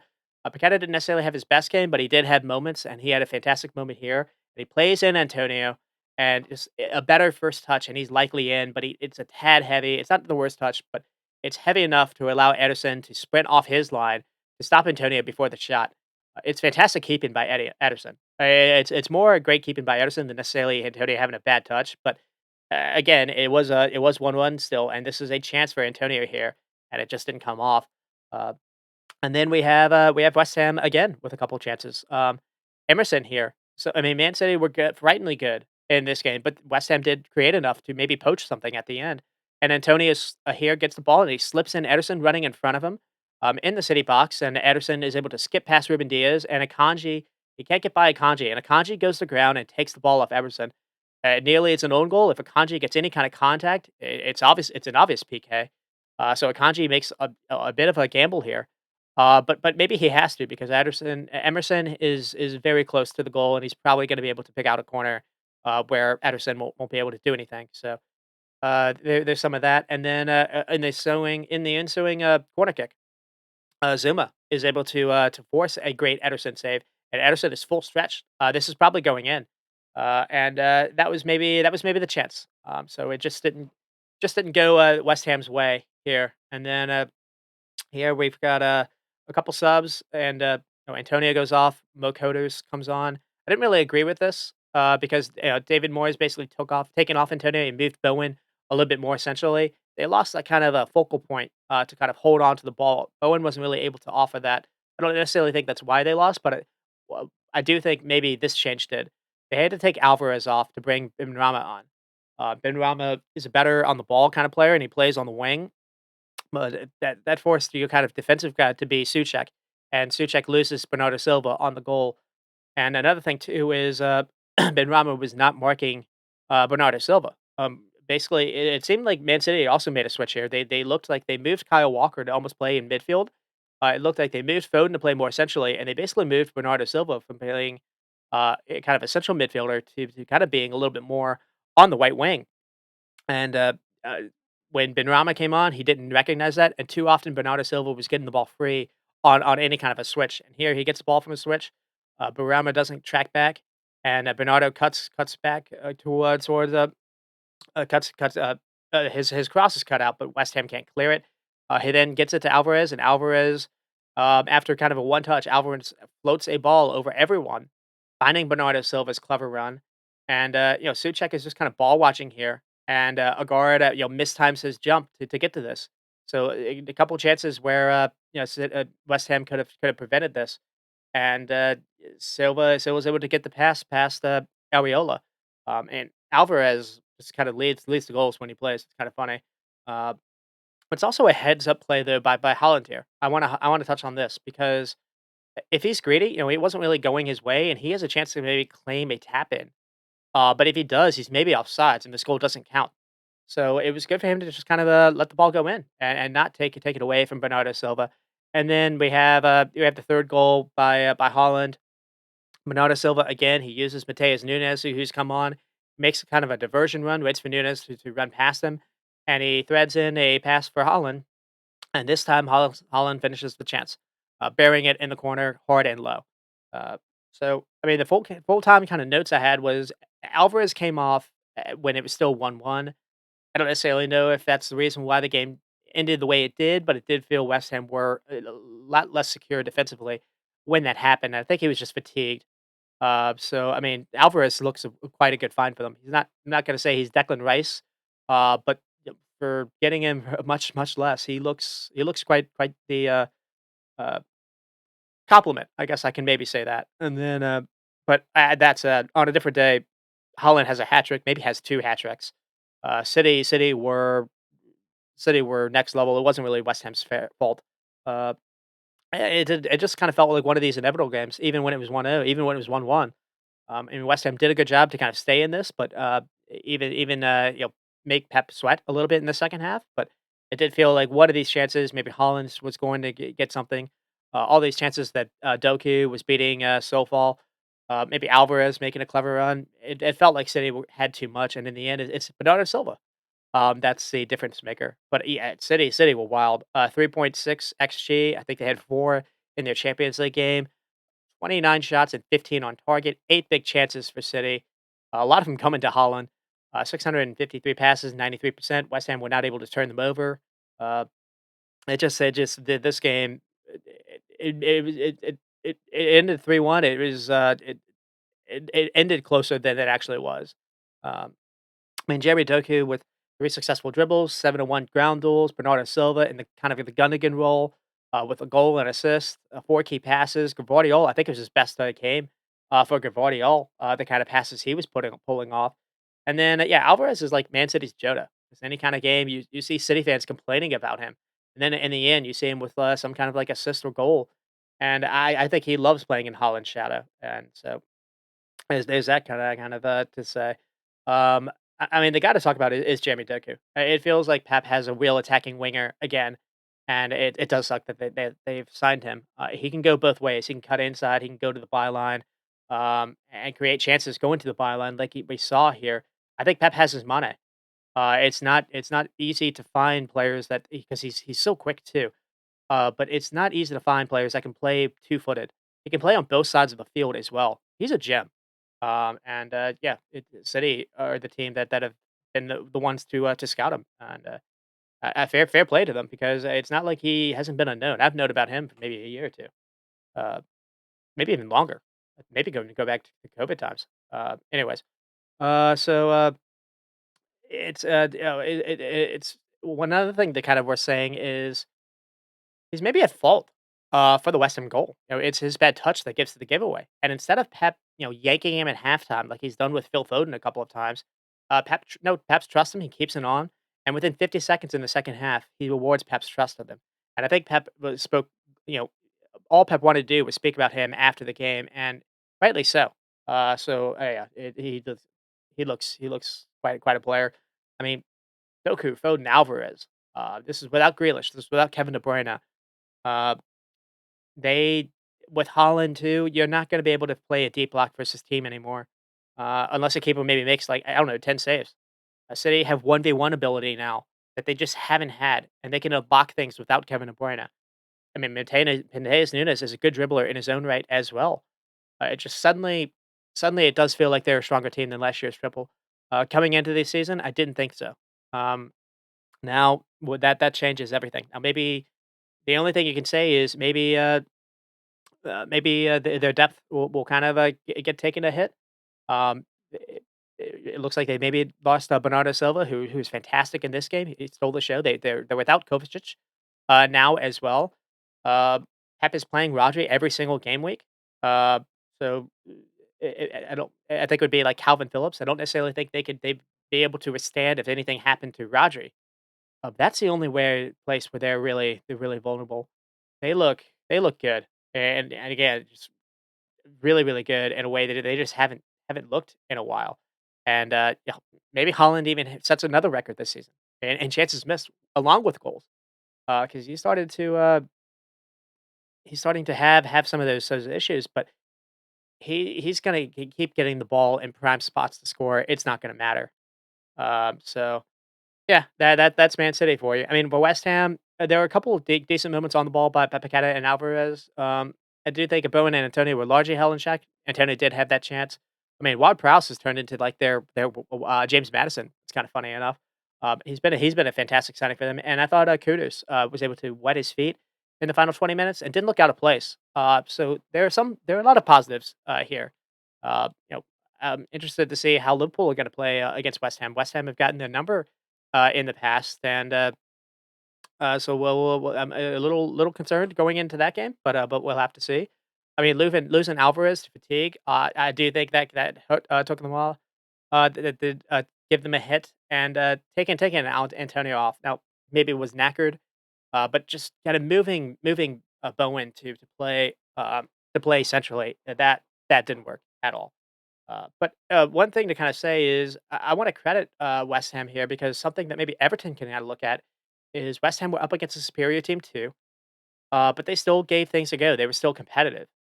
I mean, City did have all those chances, but they also, if Ederson doesn't make really great saves, maybe the game does end like 3-3 or maybe 3-4. And considering where the squad looked after the first game of the season, it looked like Paqueta might leave. They hadn't done anything with the race money.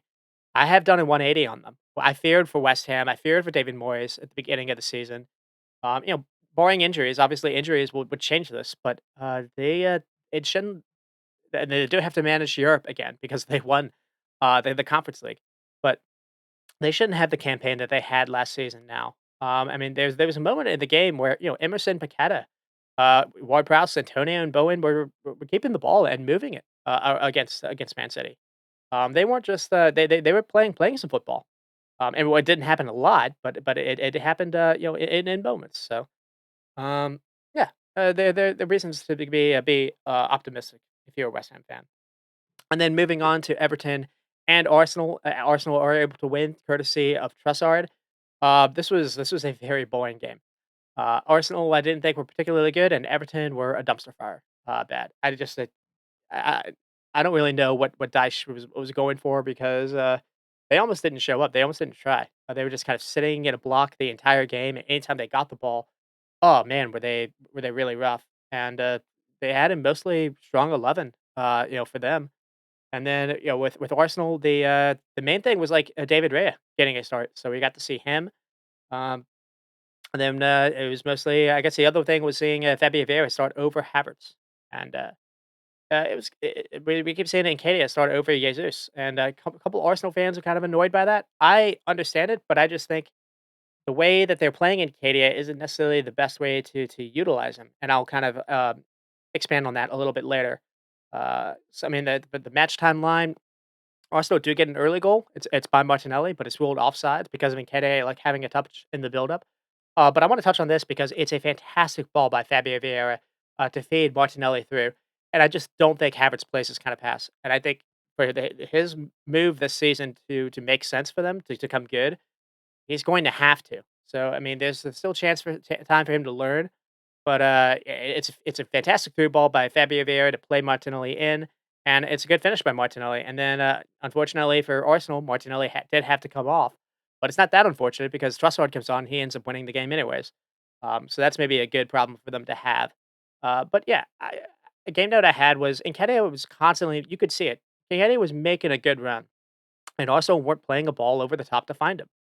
And I do kinda blame Rice here. Rice was getting the ball, and his first thought was to go sideways or to immediately find Saka out wide. But he was looking to go to Ben White or looking to go back or looking to go to Zinchenko. It was very predictable. I was having fun at how often I could predict where Rice was going to get the ball when he received it, and it was just he's gotta get better at that. Though I don't necessarily think it's, you can blame all it on him, but a lot of people have been wondering why are Arsenal different this season than last season. I've seen some takes being like, "Oh, well, teams are better prepared to go against them." I don't think that's that at all. I think Rice is being played instead of Thomas Partey, and you don't have someone that can break lines from that central area that you saw last season. Um, it's early. Rice has just joined a new team. He maybe doesn't understand how everyone plays. But I do think it's a bit of an issue because when you watch Rice play for England, the same kind of thing happens. So and he's maybe been coached to kinda play passive. He being coached by Southgate isn't the best thing for him. Being coached by David Moyes maybe wasn't the best thing for him. So it might have to take some coaching and some education, some rethinking on this part. But I do think it's an issue. But until they get that changed, maybe it will be a better idea to go with Nketiah I mean, with the Jesus over Nketiah because Nketiah will make these runs, but it's not gonna do anything because no one's really looking to get him, the ball, where Jesus will actually probably run towards Rice to demand the ball, and then maybe they can attack that way. I don't really know. Um I mean, there were maybe a couple chances for Everton to do something, in, like, the 30th minute, so, I mean, every time they screwed up the execution. I mean, there was one chance where Decore had Beto streaking free and miss-hit the pass. I mean, if he gets this right, Everton are in. I think Beto is able to kinda get past, Saliba here, but it doesn't come off, or I think it's Ben White here, but it doesn't come off. Ben White's able to cut that off, and then Decore has a run into the Arsenal box, and instead of, like, either looking for a pass or trying to try a shot, he tries to draw PK and he flops. But that was really the only it was scant. It was the scant chances. Maybe there was a chance where Beto was able to get in the box and he tried to get past Saliba and Saliba was stronger than him. But that may surprise Beto. But they really didn't have a lot of chances, but also had a lot of the ball and didn't really ask Pickford to make a threat either. But that changed. That changed in the second half, and you see it immediately started with Zinchenko and Fabio Vieira. So Zinchenko in the 42nd minute tries a ball over the top to Fabio Vieira, and this time Fabio Vieira squares the ball hard across the goal. There's no one there, but they did this earlier, maybe it was in the first half where again it was Zinchenko that was able to find Fabio Vieira, make it a good run and that time his touch was wrong. But it's better here, and he gets a good shot or a cross ball hard across the box, and Nketiah is just kind of late here. But uh, what happens is Saka is able to still get this, so a chance still comes from this, and Saka sees Nketiah wide open, and he's trying to find him. He's trying to find him for almost a tap in, and it's just gonna blocked at the last second by Braithwaite. So it's nearly a goal here. Nearly, if Braithwaite doesn't get that foot out, this is a tap in, and everyone's kind of praising Nketiah for playing. So there are two ways to kind of look at this. In the 48th minute, I have another chance. Declan Rice then has a nice kind of forward ball that feeds Odegaard. This was like the one chance where Declan Rice did what I wanted to do. He had a nice ball, I think, to Saka or Nketiah for Crystal Palace when he was in the penalty area. It's more. when he's in the final third, he's not actually that poor.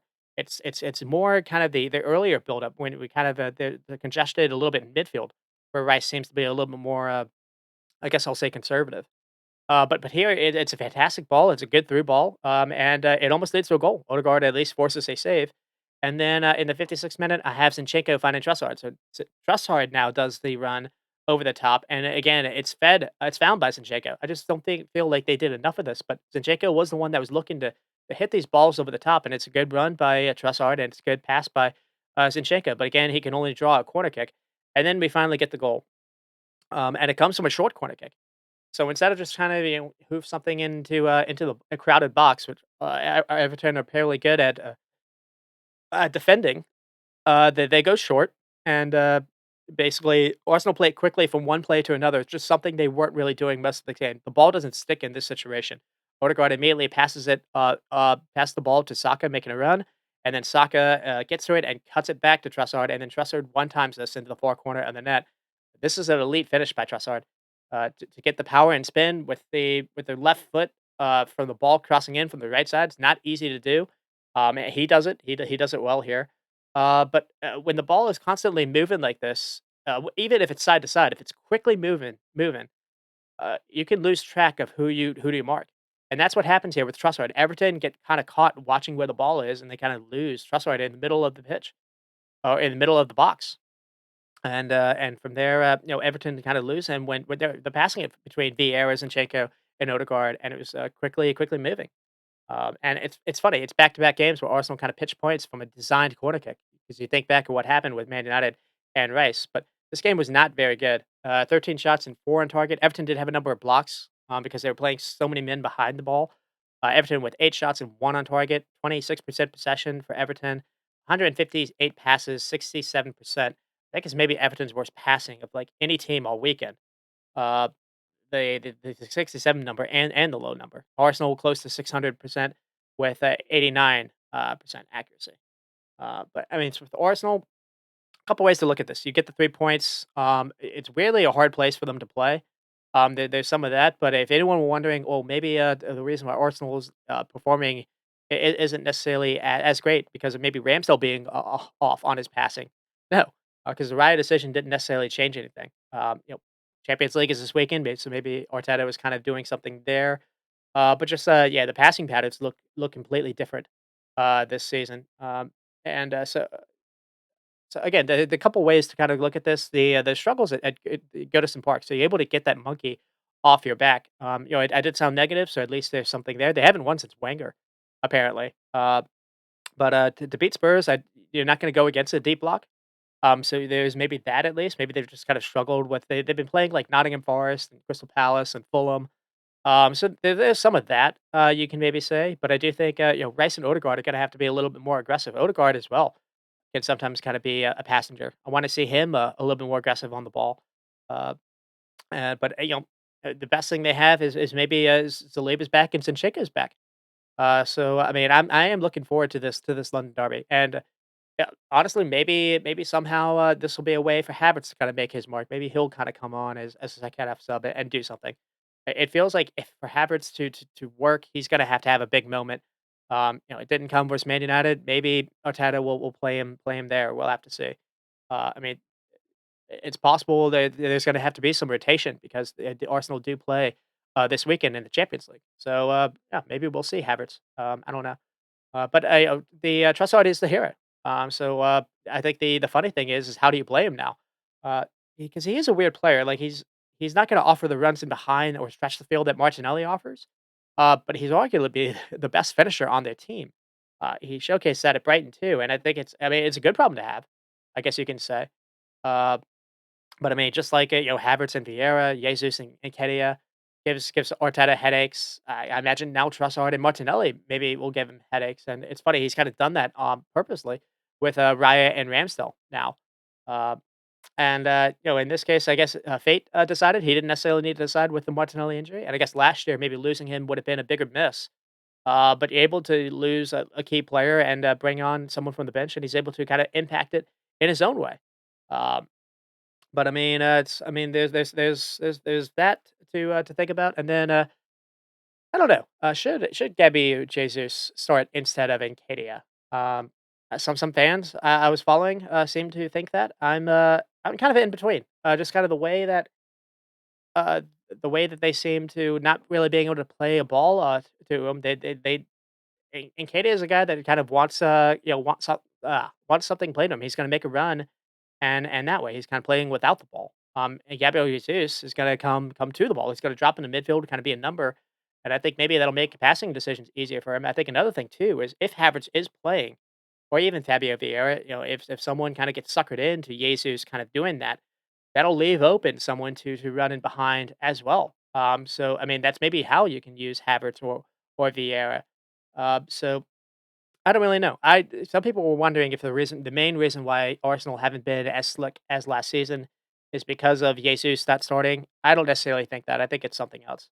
Uh, I mean, we need to see better out of Declan Rice. I'll just kind of put it that way. Need to because if he had 100 touches, 100 passes this game. He's getting the ball 110, 120 touches now. So a lot of play is going through him, and you need to be able to play through lines. If you go out wide immediately, it's so recognizable. Saka is getting the ball, and he's always got someone on him. It's everyone knows where the ball is going when he gets it. So I just think there's time to fix this. So there's that to said as well. And then with Everton, going off scraps, but they were better defensively than they were versus Aston Villa. I guess there's some of that.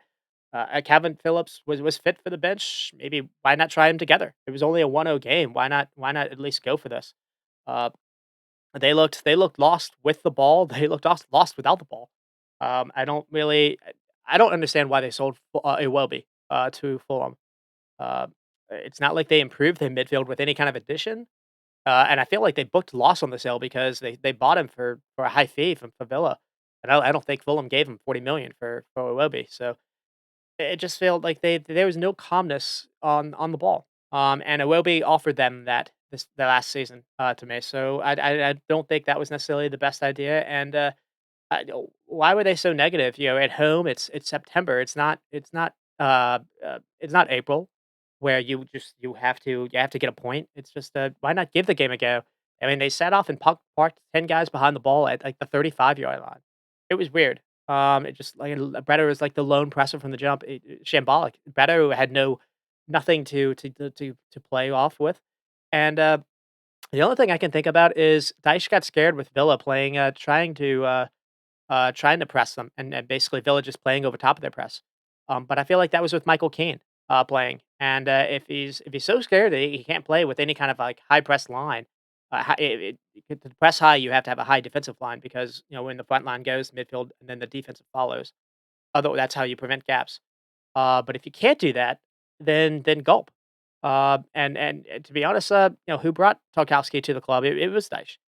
Who decided to sell Yerry Mina without bringing anyone in? It was Dyche. So Dyche is at fault for this, to be honest.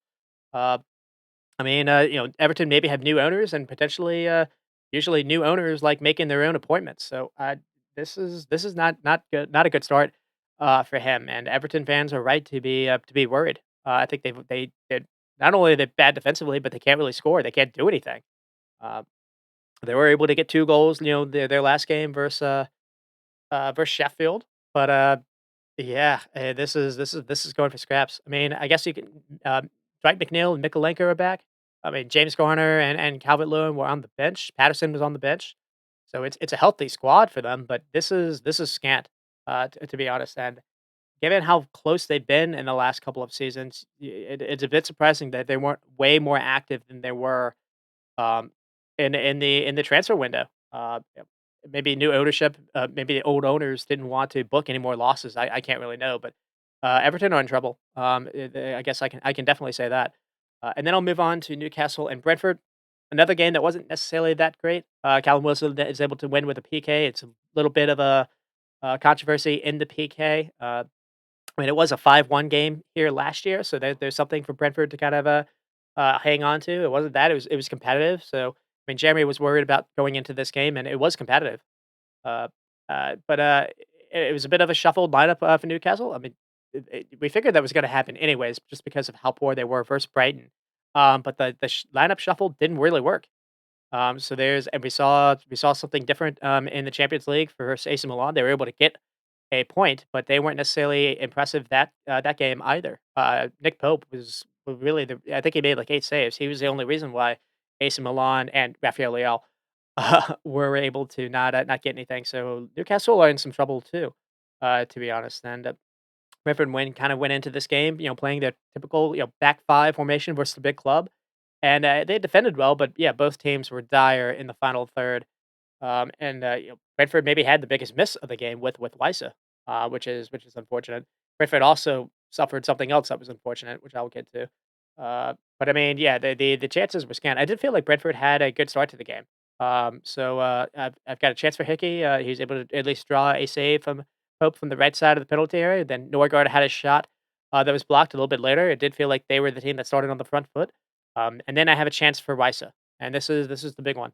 It's really good delivery sent in by Jensen, and Wisa is very near the goal and just fails to make any kind of decent contact. I think at the very end, the ball that Jensen hits is like deflected and it takes like a weird spin, and it confuses Wisa just a touch.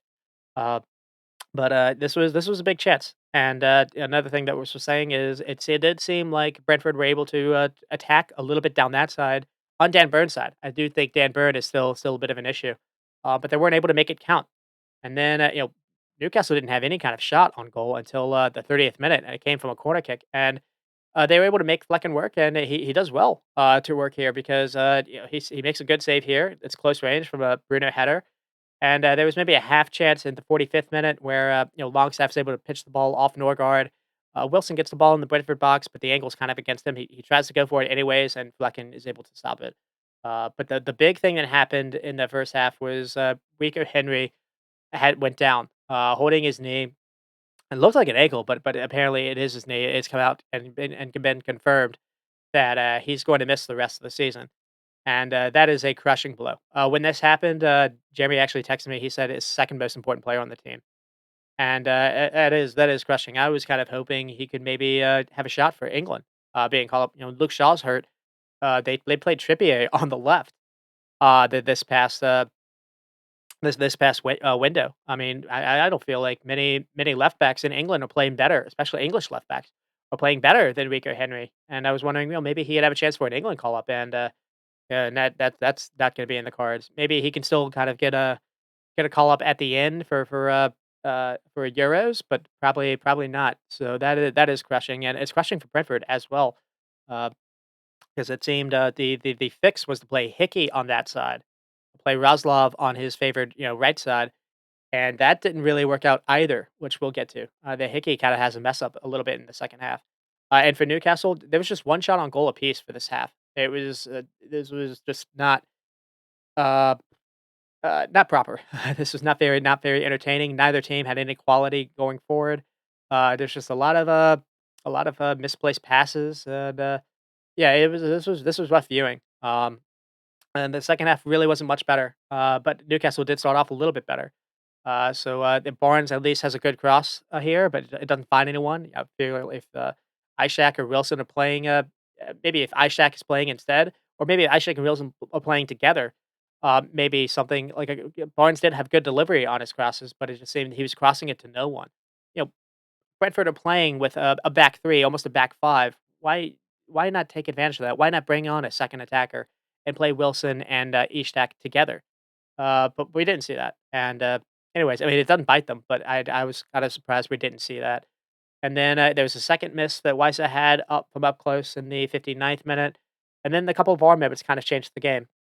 The first one Brentford get away with, but I actually think if anything, this is maybe one that shouldn't have, because it looks like Wilson is kind of holding on to Flecken's arm, but it's so weak. I think Flecken is trying to buy this foul than necessarily being strong to punch this away, and he makes a mess of it, and Wilson's able to just basically tap this in. I think this actually would have should have stood. So I was a bit surprised by VAR kind of overruling it.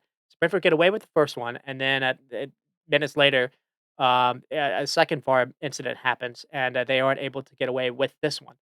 And so here, Flecken kind of slides into Gordon. Looks like the ball is kind of as the ball is like going out of bounds. And it is a great pin by Wilson, but right here, I think it's like Harvey Barnes again, just like floats a ball across the goal to no one. This looks like it's not going to really be any danger, and Hickey either I think he's in between, like either heading it or passing it, and he has a weird touch. It's better if this just goes out of bounds and they just have to deal with a corner kick. But instead, it's like hit kind of softly where Gordon has a chance to get to this, and Flecken is like goes to the ground, and Gordon recognizes what's happening, and he makes sure to stick out his foot. So where to me, Gordon initiates the contact. So that's kind of why I didn't really agree with this. But Flecken goes to ground, and it does catch him. I don't really put this on Flecken though. I do think Aaron Hickey screwed up here, and Aaron Hickey probably wouldn't have been here had the Rico Henry injury not happened. We figured Rico Henry would have been there instead. Maybe has a calmer head in his shoulder and makes a better play. So the injury not only hurts them going forward, I think it hurt them here. And then they had a handball and Bremo. This would have been ridiculous had this been kept. It's not. And then in the 89th minute, there was a chance for Brentford. It's a kind of a free kick ball kind of sent in. Pope tries to punch it and misses, and the goal is wide open, but Weissa can't direct his header on the goal. And that was the game. It was quite scant for both teams. It was competitive, I guess you could maybe say that, but it lacked quality, in the final ball. And, yeah, I didn't necessarily agree with the PK call, but again, Brentford got away with the first one. It felt like they weren't gonna get a second break, and, it is harsh because, of the Rico Henry injury, and you imagine it probably wouldn't have happened had Henry been able to play. As far as stats went, Newcastle with 9 and 2 on target, Brentford with 11 and 2 on target. So that kind of gets it was not the prettiest game. Newcastle with 363 passes, 78% accuracy. Brentford with 265 and 72%. So that's kind of the reason why as well. And Newcastle did go with a different lineup. They played Longstaff. I think they played Elliot Anderson, and the midfield was not any better than what they had played, with Tonali and Joe Linton. So they Newcastle still has some issues. I mean, for Brentford, it's competitive at James St James Park. It wasn't in the past, but I do feel like they weren't able to. They had a couple moments down that right side, but they just weren't able to really make it count. Dan Burn seems to be vulnerable in any game they play, and it just seems it's weird how Eddie Howe hasn't figured that out. But Brentford were trying to do that in the beginning, and just it didn't come off nearly enough. And speaking of that, I mean, if Iceland needs to maybe net some of this because they're obviously missing Ivan Toney.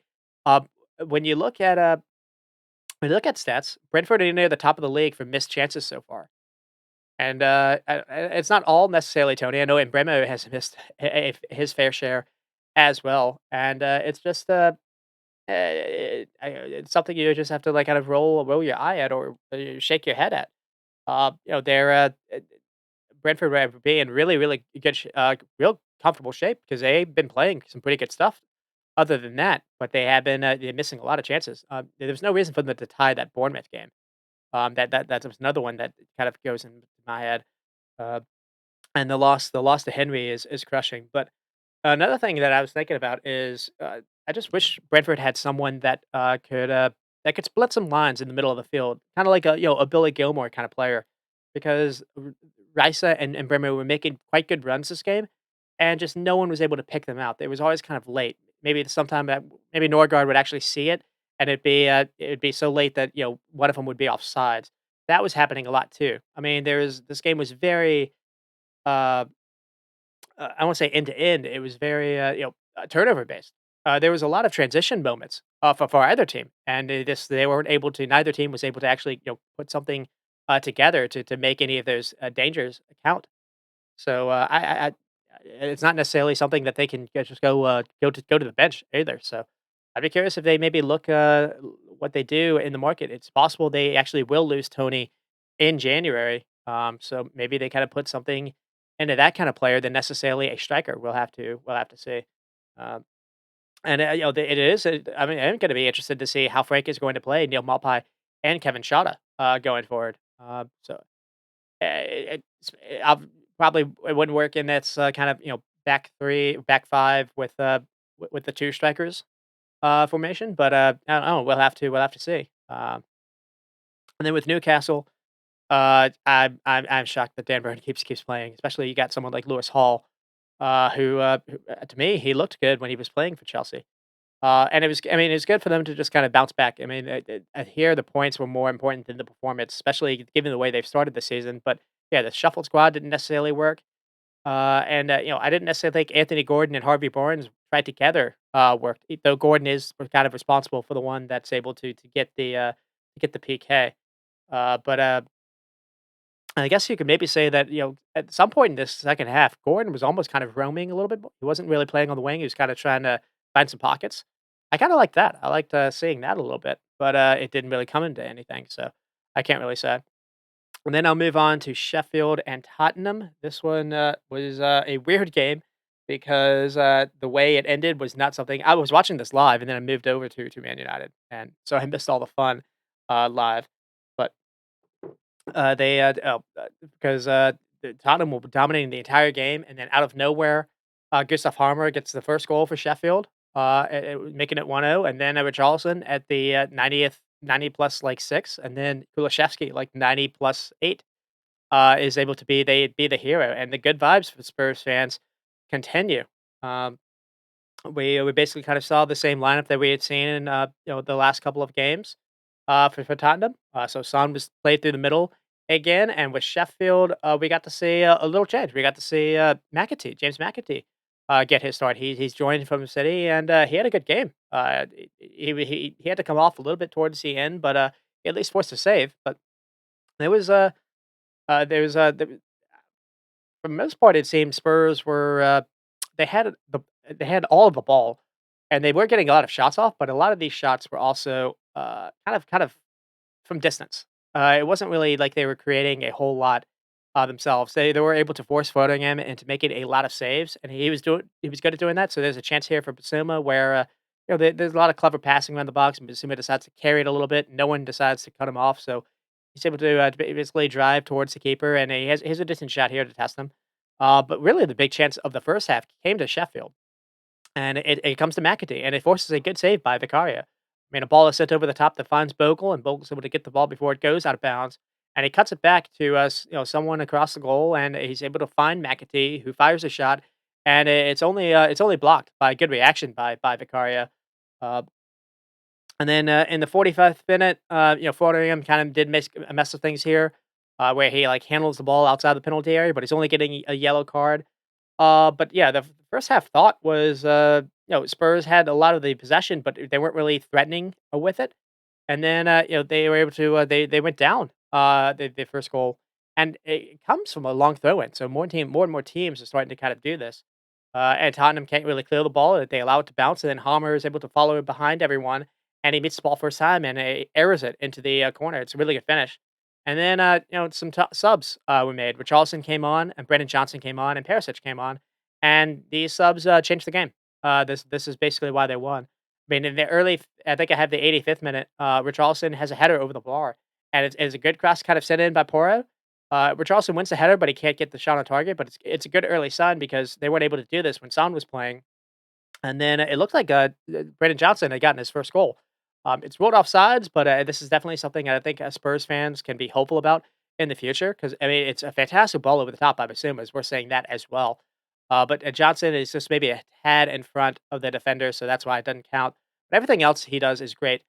He collects the ball well. He gets it out of his feet, and he gets it over the keeper. I mean, it's all things you really want to see after paying 50 million for a player from Nottingham Forest who uh, you my brother's wife is a Spurs fan, and she didn't know who this player was. She was like, "Who the hell is this guy that we're paying 50 million for?" Well, he showed some quality here. I was kind of surprised we didn't necessarily see him earlier in the game. But he showed us something here. And then in the 96th minute, we do get the tying goal with Richarlison, and how Tottenham get this corner kick, I think, is important as well because Romero floats a ball into Højbjerg, who has also just come on, and he's trying to head this ball towards Richarlison. And Chris Basham can't take the risk, and he heads the ball away. Basham is worried about Richarlison. And just by Richarlison kind of being in the area and being a header threat, it forces the corner kick. And it's just something Son wasn't nearly offering enough. It was often, more often than not, he was leaving the penalty area to look for the ball. and so that was kind of they didn't really have any kind of attacking outlet to hit a team that was really really sitting deep.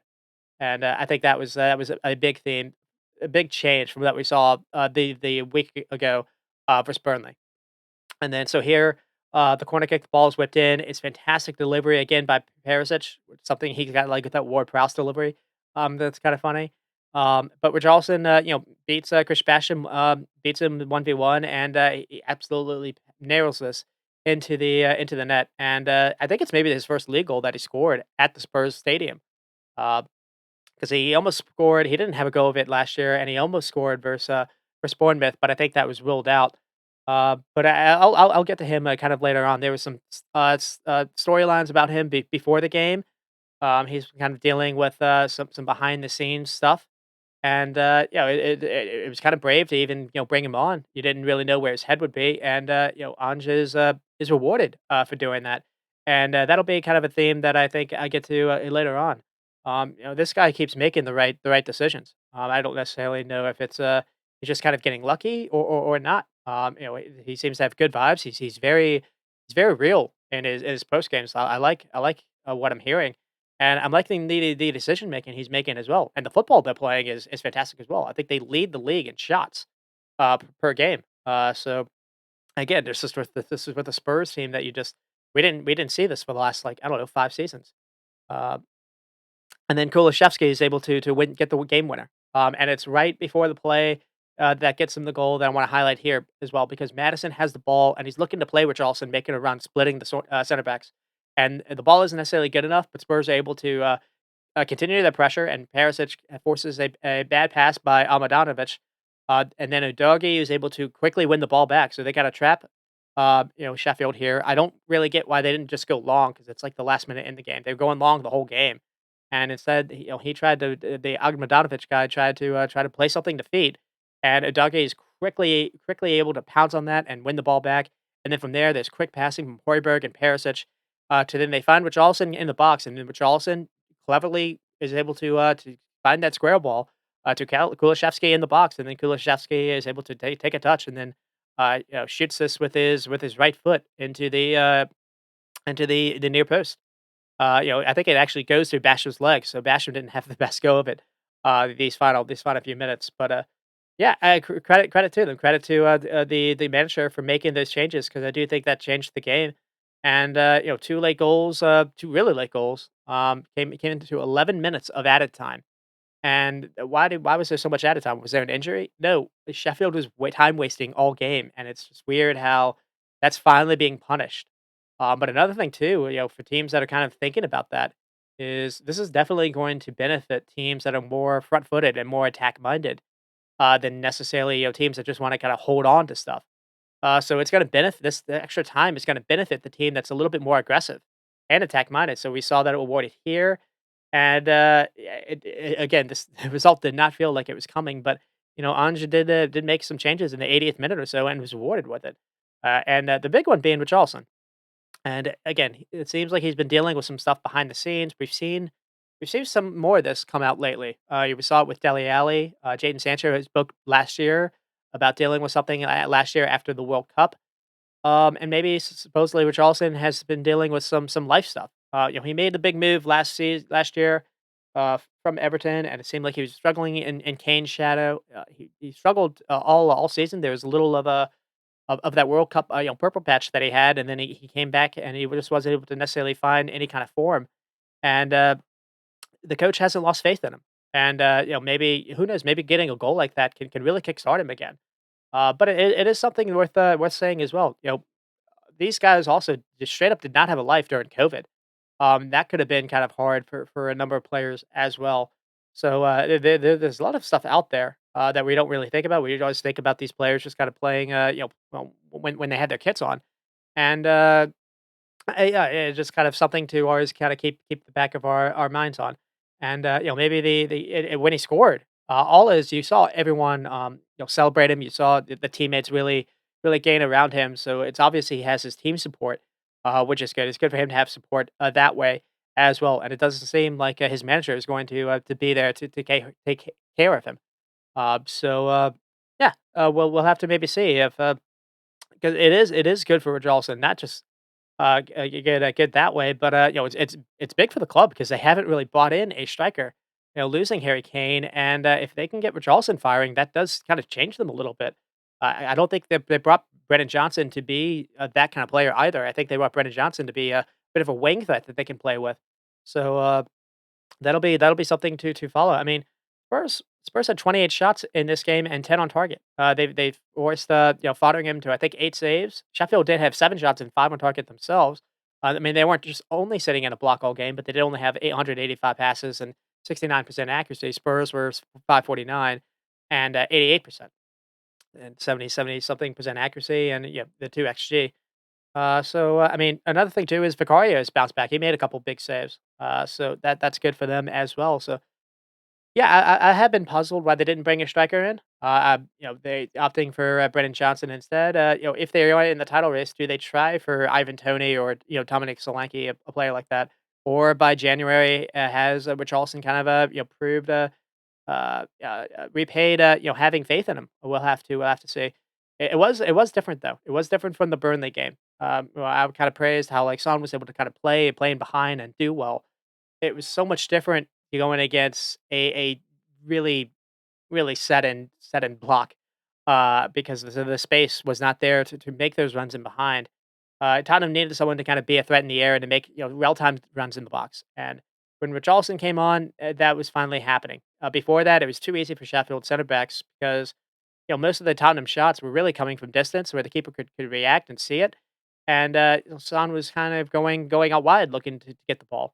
So it was a good time to bring on Richarlison when he did, and again, that changed. Also, the Perisic change. The Perisic has the corner delivery, that led on as well. So, there's that, and Tottenham lead the league at 30 shots, nearly 30 shots a game. And that's what I like to see. When a team is sitting back against you, I like seeing a team pepper them.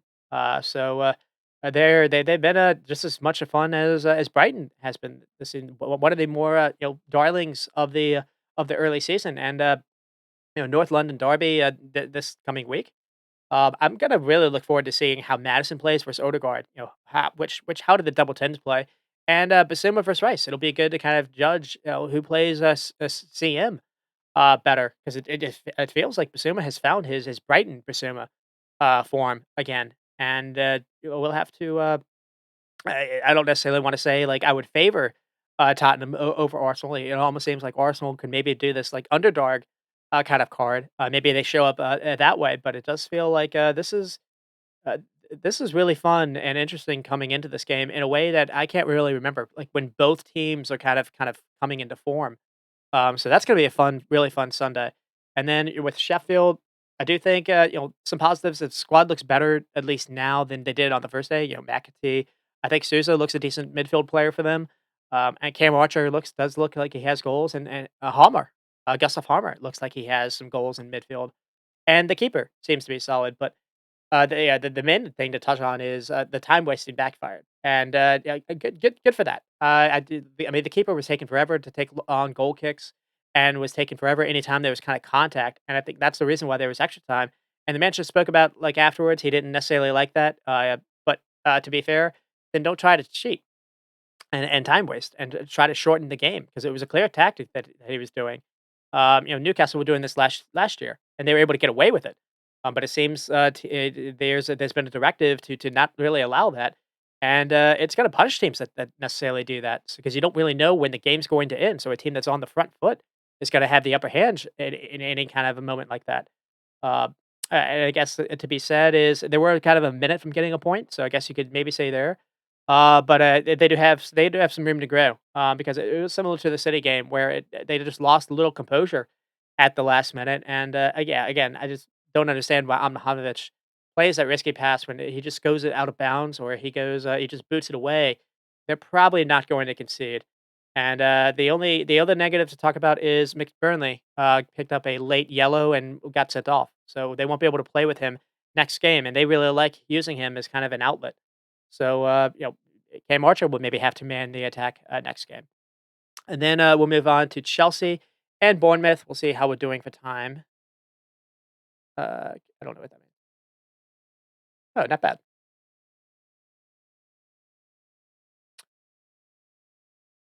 And this game, this was one of those that was kind of dull. It did liven up though in the second half. Is where it's kind of saying that, but this one did end scoreless. I think it's the first scoreless game we've had. Uh, leading off, how much can this get worse for Chelsea? And apparently the answer is yes, because no Casado was able to play this game, and maybe he had some tightness. Chelsea's bench was really scant. I mentioned Man United having injury issues. The Chelsea's bench had like 3 or 4, maybe even 6 players that I had never seen before in my life, and I don't think they have any kind of senior level football experience, senior EPL experience. So, that was a bit surprising. Again, so much squad money has been spent to, like, make the squad. It was shocking. The starting 11 was Gusto, Diassi, Silva, Colwell. Colwell again played at left back. He's a fantastic center back. I don't get why you're playing him left back. Gallagher, Ugo Leslie Ugo who they brought in, and I guess it's maybe fitting that or it worked out that they brought this guy in because they paid a lot of money for him too. And, they have Roman Lavia and Casado on top of this. So I worked out that, Lavia has that injury and no Casado, so you're able to play this guy. And, he didn't necessarily have a bad game, but he is, like, crazy young as well. I don't know if the idea was maybe loan him out. Uh, but they spent so much money on that, like, defensive midfielder spot. They've kind of ignored, the other parts of the squad. Enzo was kinda played further forward again, and then, Mudryk and Jackson. And at least you could say Mudryk had a better game than he has. He still had some issues, and uh, Jackson, when he plays, offers you a whole lot. There's a player there that you can see. I don't think he's a striker though, and you're kind of asking him to score your goals because you got no one else. Uh, no, but early chances. So we got Mudryk here, playing well. He played well in the opening for 15 minutes. A couple good turns and runs and linking up with Jackson. He had an early cross to Gallagher that Gallagher just barely missed. The final ball was kind of missing, but good stuff from Mudryk. And then a few minutes later, he was able to play Jackson a through ball, and Jackson has a good shot off that just kind of deflects the post. I mean, Jackson maybe scuffs the shot, but he still got it. It beats the keeper and it banks off the post. So decent stuff here, and then we got a Bournemouth chance for Watatara, and it's a big Bournemouth chance. I mean, it's from close range. Uh, it's a weird play by Chelsea to just kind of allow it's come a free kick, and they allow a ball to just kind of get behind them, and then there's a square pass, and then I have no idea how Watatara doesn't score this. It's an amazing save by Sanchez because he goes full stretch. He's diving before the hit even happens. He takes a risk. It's brave. He get clattered in here, and it's big. Sanchez was maybe the player of the game, to be honest. I think he was player of the game. And Chelsea were lucky here, and I did feel like Bournemouth looked strong in the attack with Watatara and Tavernier returning. But another thing that was interesting is when both came off, Patrick Kluivert came on, and he was fun and inventive as well. And they have Setestera to bring on now, so all of a sudden Bournemouth have a lot of wing attacking options. Semenyo is another guy that they can turn to. So I mean, just Bournemouth weirdly seem like they have a better attacking core than Chelsea. As crazy enough as that is, especially Solanke's a better striker than Jackson. I don't think that's at least at the minute. I don't think that's a controversial point either. Yeah, that's a bit kind of stunning to me. Anyways, we got a chance for Gallagher at the 30th minute. This is like the last chance that like happened in the game. The first half was quite dull. It was raining and it wasn't the best environment to play in, but it was rough. It was rough for both teams. So here Gallagher kind of collects the ball and he fires it inside the goalpost. It's a decent shot and forces a good Neto save. But nothing really came from it. And then we have the second half did kick off though. So we have a chance in the 50th minute with Sterling, a free kick. I kind of surprised this doesn't go in. Mudryk's kind of brought down by Max Aarons, and Mudryk forces the PK. And Sterling has a nearly perfect free kick, and it's the ball just kind of bounces wrong off the woodwork and post. This maybe goes in by itself. It's like right on the line, and then, Colwell tries to follow up and he scores, but Colwell's offsides. But this was unlucky, and it's kind of the way that Chelsea's day was going. And then Bournemouth had a similar kind of chance with Billing having a free kick. Diazy kind of brings Kluivert down. Kluivert came on and was quite impactful. We'll just kind of say that the runs he was making, he was getting the ball from wide. He was so quick. He was also getting the ball from the wing area and being able to run centrally, and was able to kind of just run past people. and he gets the foul here. It's kind of a similar spot that Sterling had for a free kick, and Billing tries a different kind of style, and it just barely misses. I think there's even a deflection here, and Sanchez has no chance if this is on target. But it's close. But I think there's a game note that I have here, so it's maybe in the same fashion. So uh, Jackson does really well to receive the ball on the touchline after getting a pass from Enzo, and he beats his man. But he looks up, and there's absolutely no one to try an early cross to or to try anything to. There's only Sterling in the picture, and he's 5 yards behind Jackson. So Jackson, when he goes out wide, that's fine. He seems like to go wide to receive the ball. But when he does that, there's no one else. There needs to be someone else making a run instead, and Chelsea don't really have that. And what's funny enough is Jackson loses the ball, and it leads to a good Bournemouth chance. Uh, and Bournemouth are able to break, and then Solanke gets the ball in the Chelsea box, and he has some quick feet to get past Diazi. And again, somehow Sanchez keeps this ball from touching the net. I don't really put this on Solanke. This is an amazing save by Sanchez again. So I mean that this game really was end to end towards like the final 12 minutes or so. And then in the 82nd minute, Chilwell had come on and he has a cross that finds Jackson, but he's not ready, and it just kind of bounces off him 5 yards from goal. People were kind of making fun of him having a miss earlier in the game, but he's kind of off balance, and that's the reason why he kind of screwed up. I think this was the bigger miss because if Jackson anticipates this, he's 5 yards from goal. He should be able to do better here, and he's just when you have a striker that's not really that's maybe lost for confidence a little bit, this kind of stuff can happen, and this was a pretty big miss here. Uh, and then in the 88th minute, there was a chance for Chelsea to nick it with Palmer. Palmer, gets forces Neto to have a save. He maybe makes a poor pass to Sterling, but Palmer's still able to get a shot on goal, and it's a really good save by Neto. To here, where both keepers basically were the reason why this game ended 1-1. I mean, ended scoreless. So I think both teams were struggling with the final ball, but I just felt like when Bournemouth are attacking, you got the idea of what they were trying to do. I mean, Chelsea felt like they were playing without a plan. Bournemouth also have a lot of toys to play with, like I mentioned. David Brooks is an attacking option now, and he scored for Wales. It's worth kind of saying that as well. And so, I mean, this game was dull until like the final 15 minutes, then it did kind of kick off a little bit. But no one really had any control, and both teams were countering at will. Both teams had keepers making big heroic saves, so that's the reason why it could have ended 2-2. At the very end, it didn't feel like a 0-0. I mean, Bournemouth with 13 shots and 4 on target. Chelsea with 14 shots and 6 on target. They were getting a lot of teams were getting, or both teams were getting into good areas, and maybe a shot was getting blocked off, or maybe the pass was just a little off. Just the final decision, the final ball was just a little off. But this game was actually quite competitive. Uh, but here's a stat though. Chelsea with 516 passes and 87% accuracy. Chelsea are in that upper echelon when it comes to keeping the ball and possession, 65%. But they're not able to get any of this into goals yet. So, is that something where you think this will eventually change and Chelsea will start to where Chelsea is in the passing stats? Will they start to be where they reflect in the table or not? We'll have to see. That'll be a storyline, I guess, the rest of the way through. Robert Sanchez was the man of the match. So I guess that's good for him. There have been some, uh, I guess, questions about his performances, and yeah, he was fantastic for them here. That's the only reason why they get a point. But I mean, versus Bournemouth, is that when you pay spent all that money on that squad, is that really what you want if you're a Chelsea fan?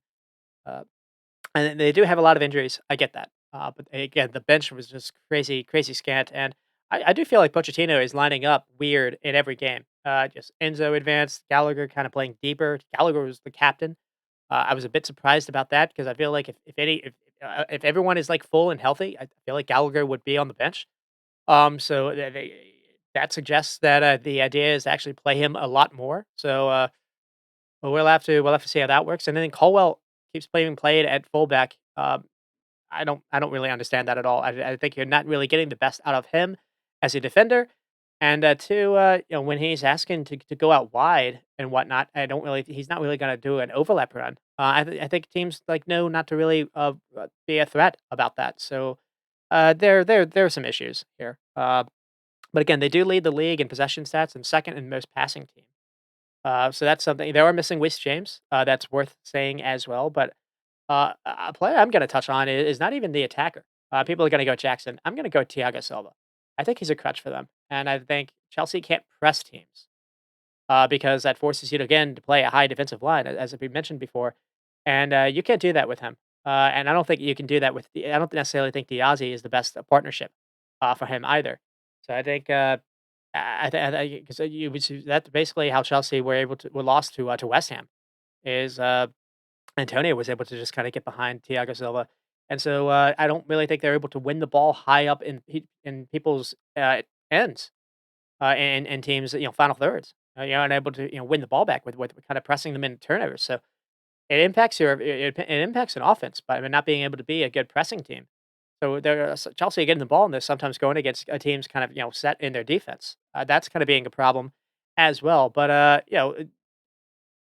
they ultimately can't score. And Jackson does lead the league in most big chances. I've spoken about that before.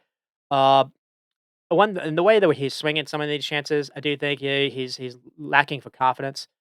One thing I want to highlight though is when they get or if they can get Nkuku back, all of this will look entirely different. You can imagine when they're in the final third, instead of maybe Sterling having the ball or Gallagher or someone or Enzo, it's Nkuku. He's going to make better decisions in that situation. So you can imagine this being a lot better when that happens. He'll make runs when Jackson goes out wide. He'll be a threat. He'll be a goal scoring threat, and he'll finish some of those chances. He has a good shot on him. He has a really good cross and delivery on. He's got a good football brain on him, and they're just kind of struggling with when it comes to that. So when they get him back, this will look different, a different Chelsea team. And I mean, we saw that in the summer. Chelsea were quite good in the summer. Now people are gonna say nothing matters in the summer, but I disagree. You can find some cohesion and patterns of play in the summertime, and they looked quite good. They were going against a full 11s, full EPL 11s. So again, we don't know when that'll be though. It'll probably be January or December. And how long can Chelsea hold for that where they don't get this fixed because the late October to like and early December schedule is murder's row. It's like it's Tottenham, it's Man United, it's Arsenal, it's City, it's all of them all in a row. With Brentford kind of mixed in there, and it's not comfortable. So maybe Cole Palmer before that will have to be the guy that changes their fortunes. But I mean, they again because they're not playing bad, but when they get into the final third, it just all goes out of the window. And mentioned Jackson being lost for confidence. I think Mudrick's lost for confidence as well. He just doesn't look the player that he looked that I thought he was. That I saw him look actually in Champions League games. So I mean, he's going against teams that are set up against him as opposed to like him being able to be on the break and get in space. But yeah, it's just that hasn't really worked out. So maybe you can find a way to get Mudrick going by playing him more. Mudrick hasn't been able to play in a number of games in a row, so maybe Pochettino should play Mudrick in a number of games in a row. We'll see. Maybe if you play Chilwell, maybe you can have him doing an overlap run. Can't really do that because of Thiago Silva. Play Colwell instead of Thiago Silva, and you do that. That would be my change.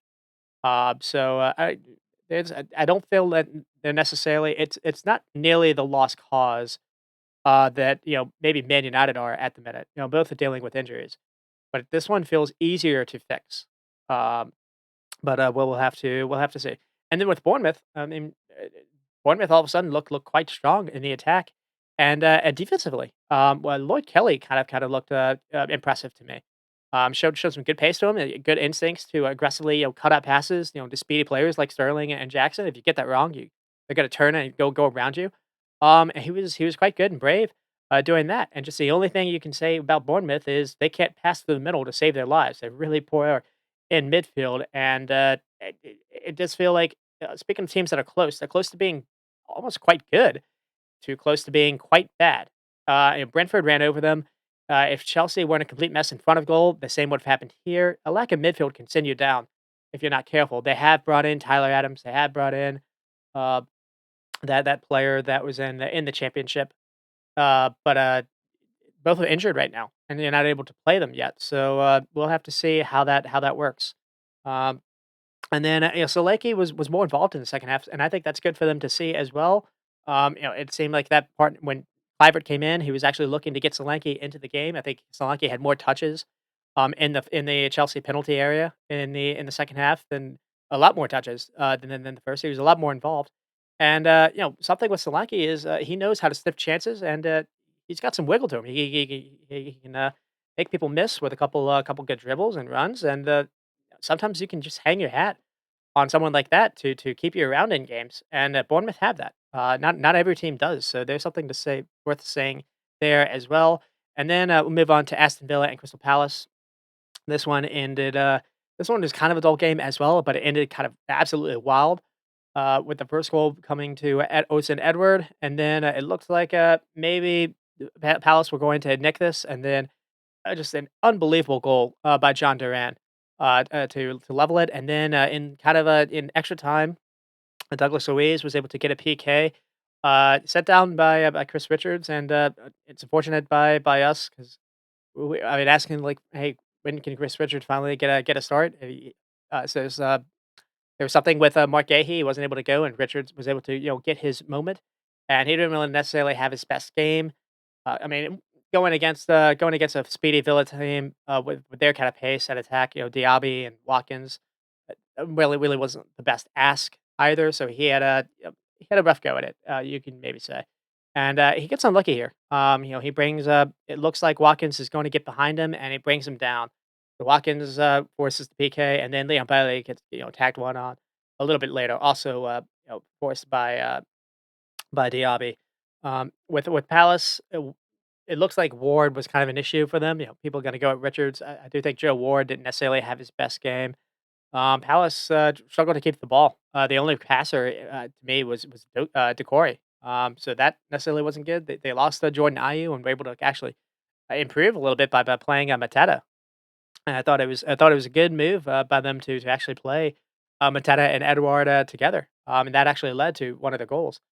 And then with Aston Villa, not a whole lot changed. We did see Zanello get a start.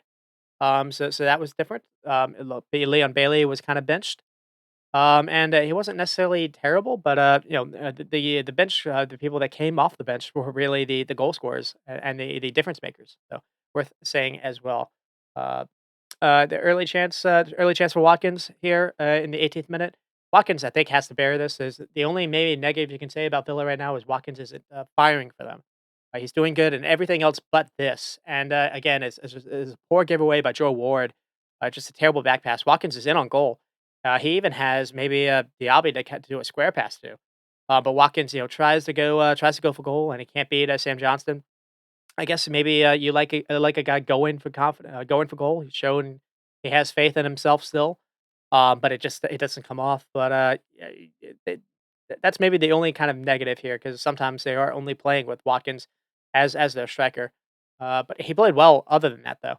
Uh, and then I have the 26th minute, Diaby scores, but it's ruled offsides. It's a fantastic ball over the top by Paul Torres, with a nice ball that it goes over everyone. Chris Richards jumps and can't head the ball away, so Richards kind of at fault here. And then Diaby finishes the chance, but he is judged offsides. So no damage done. And then I have a chance for Watkins again in the 37th minute, where Metacash kind of crossed the ball into the 6 yard area, and Watkins can't get there in time to anticipate this. And then immediately following, I have Zanello with some nice feet to find Cash, and then Cash, a ball is crossed into Cash, and Cash can't. Cash kind of whiffs as well. Uh, and so, I mean, halftime we were at level, and then Crystal Palace go one up.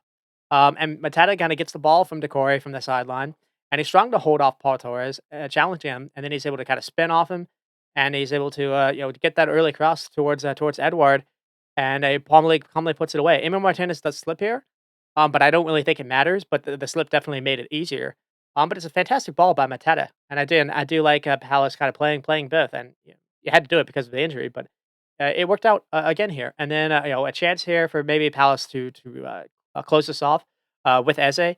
Martinez made a mess maybe of the first goal, but he's brilliant here. Eze looks to beat Konsa to a ball, and Martinez quickly sprints to get to the ball first, and he gets there a millisecond before Eze. And then in the 70th minute, I have a chance for John Durant, who has just come on. And here's a warning shot. So I mean, the first example of a kind of strike that he can put on a volley. Douglas Luiz just kind of heads the ball towards him, and he strikes it first time.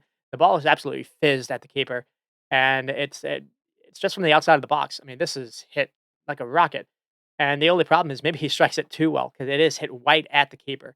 But I mean, you immediately here you see the kind of a technique he has on his volley, and wow.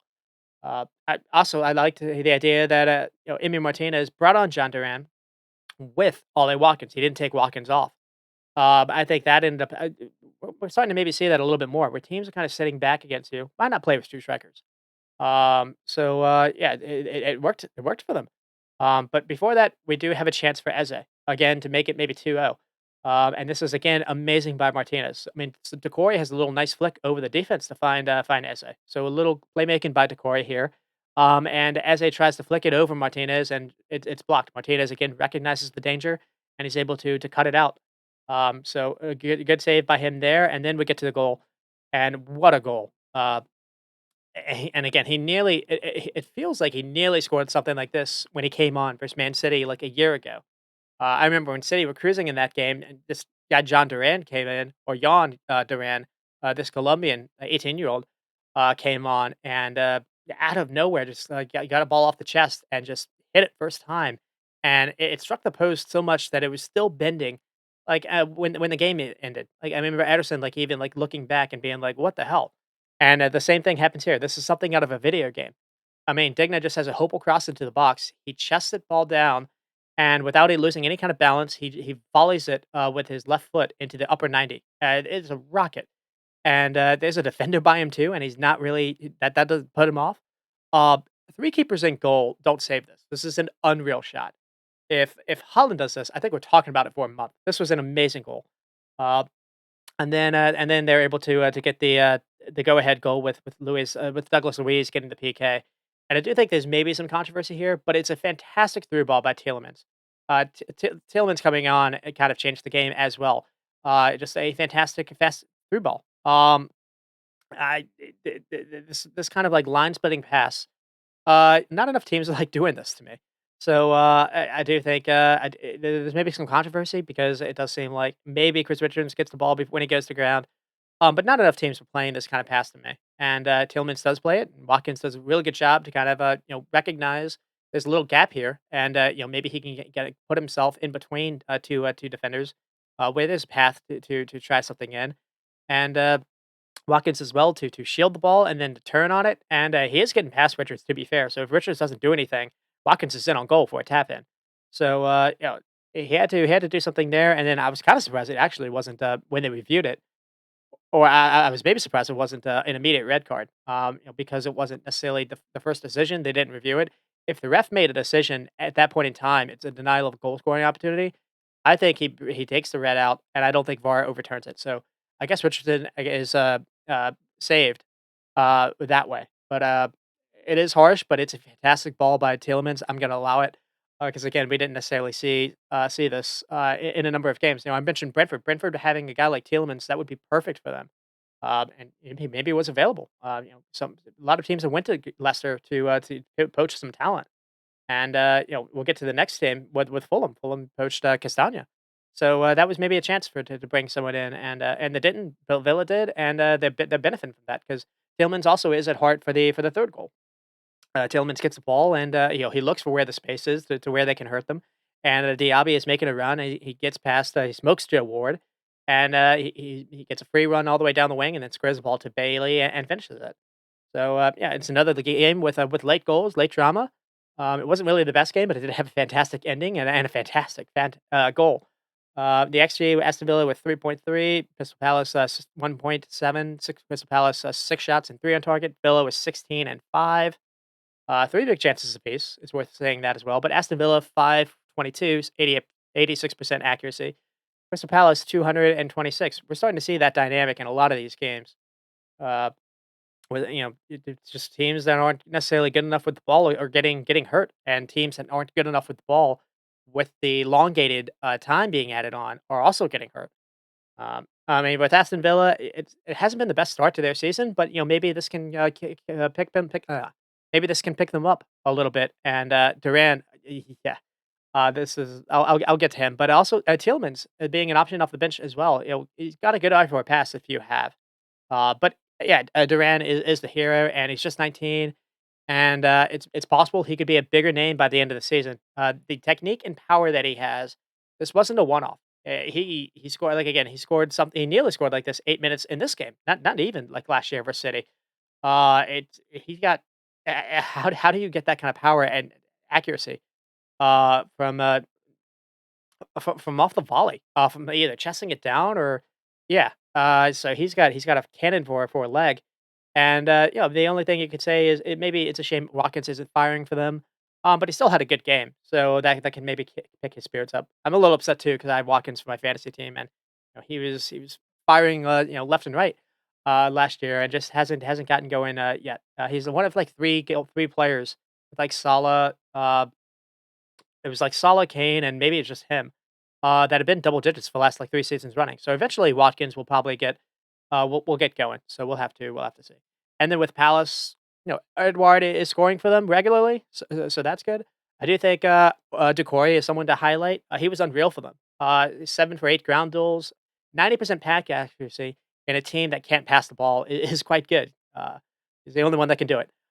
3 for 3 dribbles as well. A couple. He had a key pass, had a key moment to maybe create a goal for Eze. 4 interceptions and 4 tackles. He was everywhere. Will Hughes didn't really help him out much. So because they were without Justin Lerma, so that was good to see. Unlucky with the Chris Richards thing, but you kind of force your own luck by not being able to keep the ball enough. So there is that as well. And then I'll move on to Fulham and Luton Town. Well, this game ends with 1 goal with Carlos Vinicius. This wasn't really the best game either. You don't really want to be reactionary, but it did feel like a 6-pointer because both these teams could go either way. Maybe Fulham have enough with Paulinho, keeping Paulinho, because since he's come back, they've been much better defensively. There's worth saying that as well. And no Anthony Robinson, and you can do worse with a backup than Timothy Castagna. So it's been good for them to bring him to Leicester. And with Luton Town, maybe a change was Jacob Brown got a debut, and he had a good debut. He had a head that hit the post, and he had a cross that maybe could have led to a goal as well. He didn't necessarily have a bad game, but Luton Town just they starve on the ball. Um, a couple chances. There was a chance from Morris where he like dragged a shot wide from close range. Morris is getting chances in every game, but it's not really able to put him away. He's kind of swiping at him, which isn't really what you want to see. And then the big chance for Jacob Brown, he attacks the ball. It's a good cross in. It is a free header, and he is close to the goal, so maybe he could do better than just hitting the woodwork. But he looks lively for them, you can maybe say. And then the big chance came to Bell, and again, it's Jacob Brown and Kabori kind of playing well together.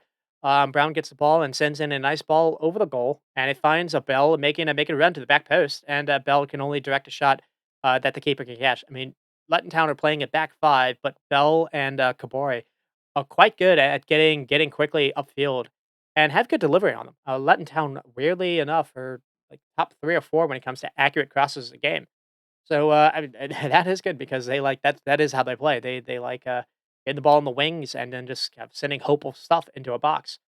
Uh, but it hasn't really led to anything yet. And then we get the goal that Fulham is winning on, and Tim Ream and Diop are just kind of passing it side to side with each other. Uh, Luton Town are just completely sitting off them. This was no pressing, no nothing. Just this is happening and like um, inside Luton's own end, like past the midway line, where Tim Ream and Diop are just able to kind of play patty-cack with each other, and then Diop decides to see Iwobi and fires the ball hard to him, and Iwobi does really good to collect this because this isn't really the easiest pass, but he does, and from there they're able to break through Luton's first line of defense, and then they just kind of move the ball out wide, and they get a cross in by Willian, and the keeper spills it. The keeper could maybe do better here, but the Vinicius is there to clean it up. And Vinicius didn't even start this game. We haven't really seen him so far. They brought in Jimenez, so that's something to maybe follow on. I'll get to that later. But I mean, XJ, this game was rough. Fulham with 0.96. Luton Town did have a 1.10. 13 shots and 2 on target for Fulham. Luton Town with 7 shots and 2. 3 big chances though for Luton. It's worth saying is that as well. Neither keeper really did have to work. But this was wild. Fulham with 733 passes, 91% accuracy. Luton Town with 150 and 68%. So Luton Town were the worst team passing on the weekend. Fulham usually aren't that high in passing, and you look and you're like, well, what in the world happened? Tim Ream had 144 passes himself, 94% accuracy. Diop had 156 passes, 95% accuracy. So they were just letting were laying off, and they were basically passing it to each other all game, which isn't really great because that means they weren't really finding lines either, and no one was really showing themselves to be open. I mean, Luton Town were playing with literally a back five, and everyone was behind the ball. But it still bit them. So I mean, no Fulham again don't normally do that well to keep the ball. I mean, it looks like it's Man City good, but yeah, Luton Town were just really off. Uh, I do think it's interesting to see Mark Silva go back to kind of change it up a little bit because he was playing mostly a 4-2-3-1 last year with like Pereira having a little cam roll, having a little 10 creativity with Mitrovic in front, and he's moved to maybe a 4-3-3. So he's maybe got three in midfield, and maybe that's a way for them to keep a little bit more control. But it has changed how Pereira has played, and so far it hasn't necessarily led to more goals. Now you're playing without Mitrovic. It's worth saying as well. And then speaking of that, Jimenez hasn't really worked out so far. Carlos Vinicius, something weird happened last season when Mitrovic had his suspension. Everyone kind of obviously, I'll include everyone, but it was really me. I was expecting Fulham to kind of go into a lull after that. They were safe by February. They had that result versus Man United in like an FA Cup game, and they figured, well, they're going to be without Mitrovic for like 8 games because of a weird he did something with a ref to have a long suspension. And you're wondering, well, oh, maybe Fulham got to go into a lull. And actually, a lot of guys that weren't really playing at that point stepped up. Dan James was one, Harry Wilson was one, and Carlos Vinicius was one. So he had a little purple patch towards the end of the season, and a bit surprised we haven't really seen him yet. Maybe he's been injured at the preseason, but Jimenez has come to the club and hasn't really lit anything on fire. I'm curious if we'll see more Vinicius in the future. And then, yeah, with Fulham, it's big for them that Real Paulinho has returned. It looks like they'll probably lose him next season, but at least they have him now, and they look so much better defensively. He goes to ground more than like any other player in the league, and sometimes you don't really want that, but at least here it works out because you look at that midfield, Harrison Reed, I guess, but Paulinho is not really going to do defensive work, so he's really doing the work of like two players, and he covers a lot of distance. He's not really bad on the ball either. He could have and there was talks he was linked to Man City. And you could have seen it. I mean, there's a reason why Bayern Munich were after him. So this is a top player, and Fulham were able to hold on to him one more season. We think so. That's big for them. That could be enough to actually keep him up. We'll have to see. And then with Luton Town are top four in the league for successful crosses. Kabori's been a good signing for them. I think Loney from Man City. He's got pretty good delivery on him. And Morris is getting opportunities, just not really taking them. But I mean, it does feel like Luton are a team that should be worried because it does feel like they're performing at their level, and yeah, maybe Morris can make some of these chances count, but they play so deep behind the ball all game. They're in a shell all game, and they're living off scraps. So I mean, how much can you improve this without at least changing formations, changing a style? I don't really know. And then we'll finally lead off with Nottingham and Burnley. This game ends 1-1, goal from Foster, and then Hudson-Odoi had a fantastic screamer in his own right himself. Uh, some of the leading off stories was, Sangare got his debut. Nottingham Forest did debut a couple of people, Hudson-Odoi being another. It looks like they went to a different formation. They went to a 4-2-3-1 with Gibbs White kind of being a little bit more of a creator, and Montiel was debuted as fullback. So a number of players completely changed. It's something that they had an issue with last season, and they're going to have that issue again this season. Though it does seem like they had more quality this season as well. And but we did have a couple chances here for Burnley. There's a Turner save here where Koleosho was able to kind of get behind. He tries to cross, but it's quickly blocked off by Singar. Reading it well, but Koleosho seemed to be their danger man for Burnley. And the first half, as the half went on, Burnley did start to kind of dictate the play a little bit with their possession. One thing I was wondering is what matters more, talent or cohesion? Burnley and maybe a more settled side have a style of play that they play with, and that they've learned to play with company. But Forest have Champions League players now. Forest have like the better roster. So I mean, which matters more? And in this case, it turned out to be kind of even. But we do get to the first goal, and it is scored by Burnley. Adewani, but the goal comes from Koleosho.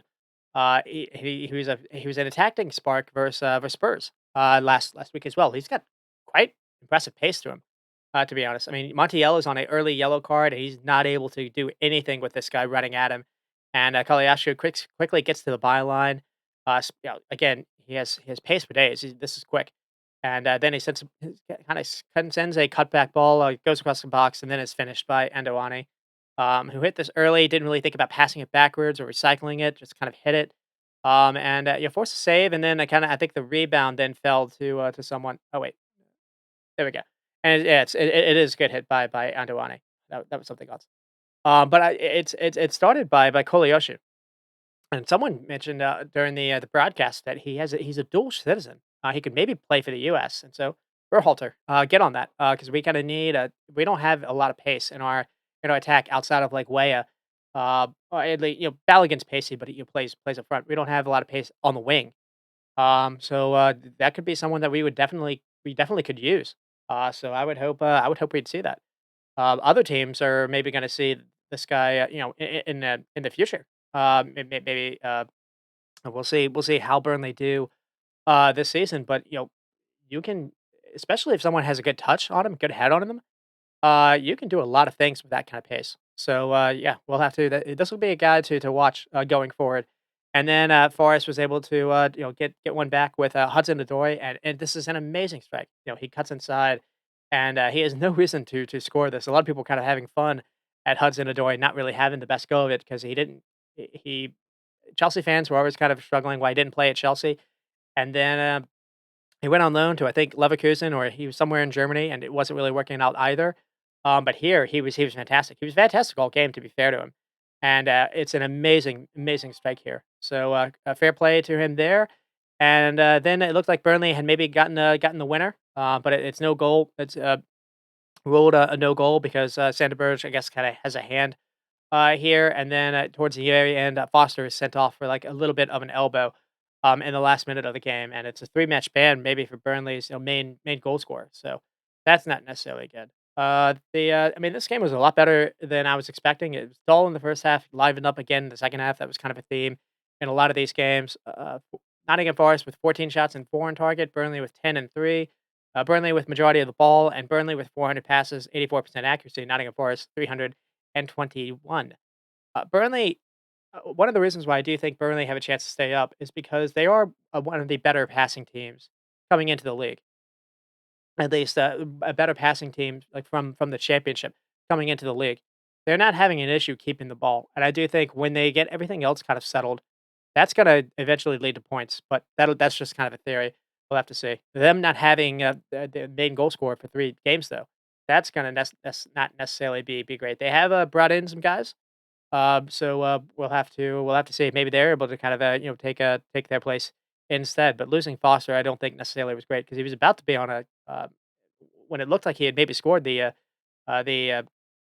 looked like he maybe scored the winner after Sanderberg had come on and Sanderberg basically got a ball kicked over the top and he got past the back line and then it's his square ball that finds Foster and it looked like he had gotten 3 for 3. Looked like he had gotten his third goal in 3 games. But yeah, they ruled it off for a handball, and then matters worse. He got sent off. Uh, with Nottingham Forest, I do think they seem better. They have better quality on the bench to bring on. But it's going to be another year with squad turnover. It's an entirely new wing pair for Gibbs White to kind of play with, learn Cullum Hudson Odoi and Elanga kind of play. And then with Burnley, Sanderberg coming off the bench, I do think was good for them. He looks a lot pacier than he has. At least not necessarily quick, side to side stuff, but at least stride wise, he covered a lot of ground, more than I was expecting, and he maybe came on and kind of changed the game a little bit. He nearly won it. And then Kolayashi's pace. That's you can't say enough about that. Yeah, he really is quick. I do want to say that they are better defensively than they've showed. This wasn't Nottingham Forest have a lot of pace themselves with Elanga. You think of Awani, Hudson Odoi, and they weren't nearly cut open the way that Spurs cut them open. So good job by company being able to fix that just in a little short window. So again, as long as they can Burnley can be patient with company. Uh, uh, I mean, he's only gotten one stint as a manager with Burnley in the championship, but I think they should stick with him. We'll see if that necessarily works out because again, considering how they looked for Spurs, it was much better here, and it was nearly a perfect result. To be honest, away to Forest Ground, it's a hostile environment. You nick a point, and but you lost your main goal scorer, which to a meaningless sending off that isn't necessarily great. Um, yeah, that's pretty much it. So we got the North London derby next weekend. It'll be on during the same time as Liverpool game, which I don't really like. The EPL's been weird this window with doing all the times. A lot of games are happening at the same time, and apparently there's like four games happening during the Sunday window next week. So that's a little unfortunate, but I guess with the way Champions League and Europa and everything is starting up again, that's forcing them to kind of move things around. So maybe that's why. But anyways, that is it. That is it for the show. I'll be back next week to talk about what happens. So until then, you stay squatty and stop recording.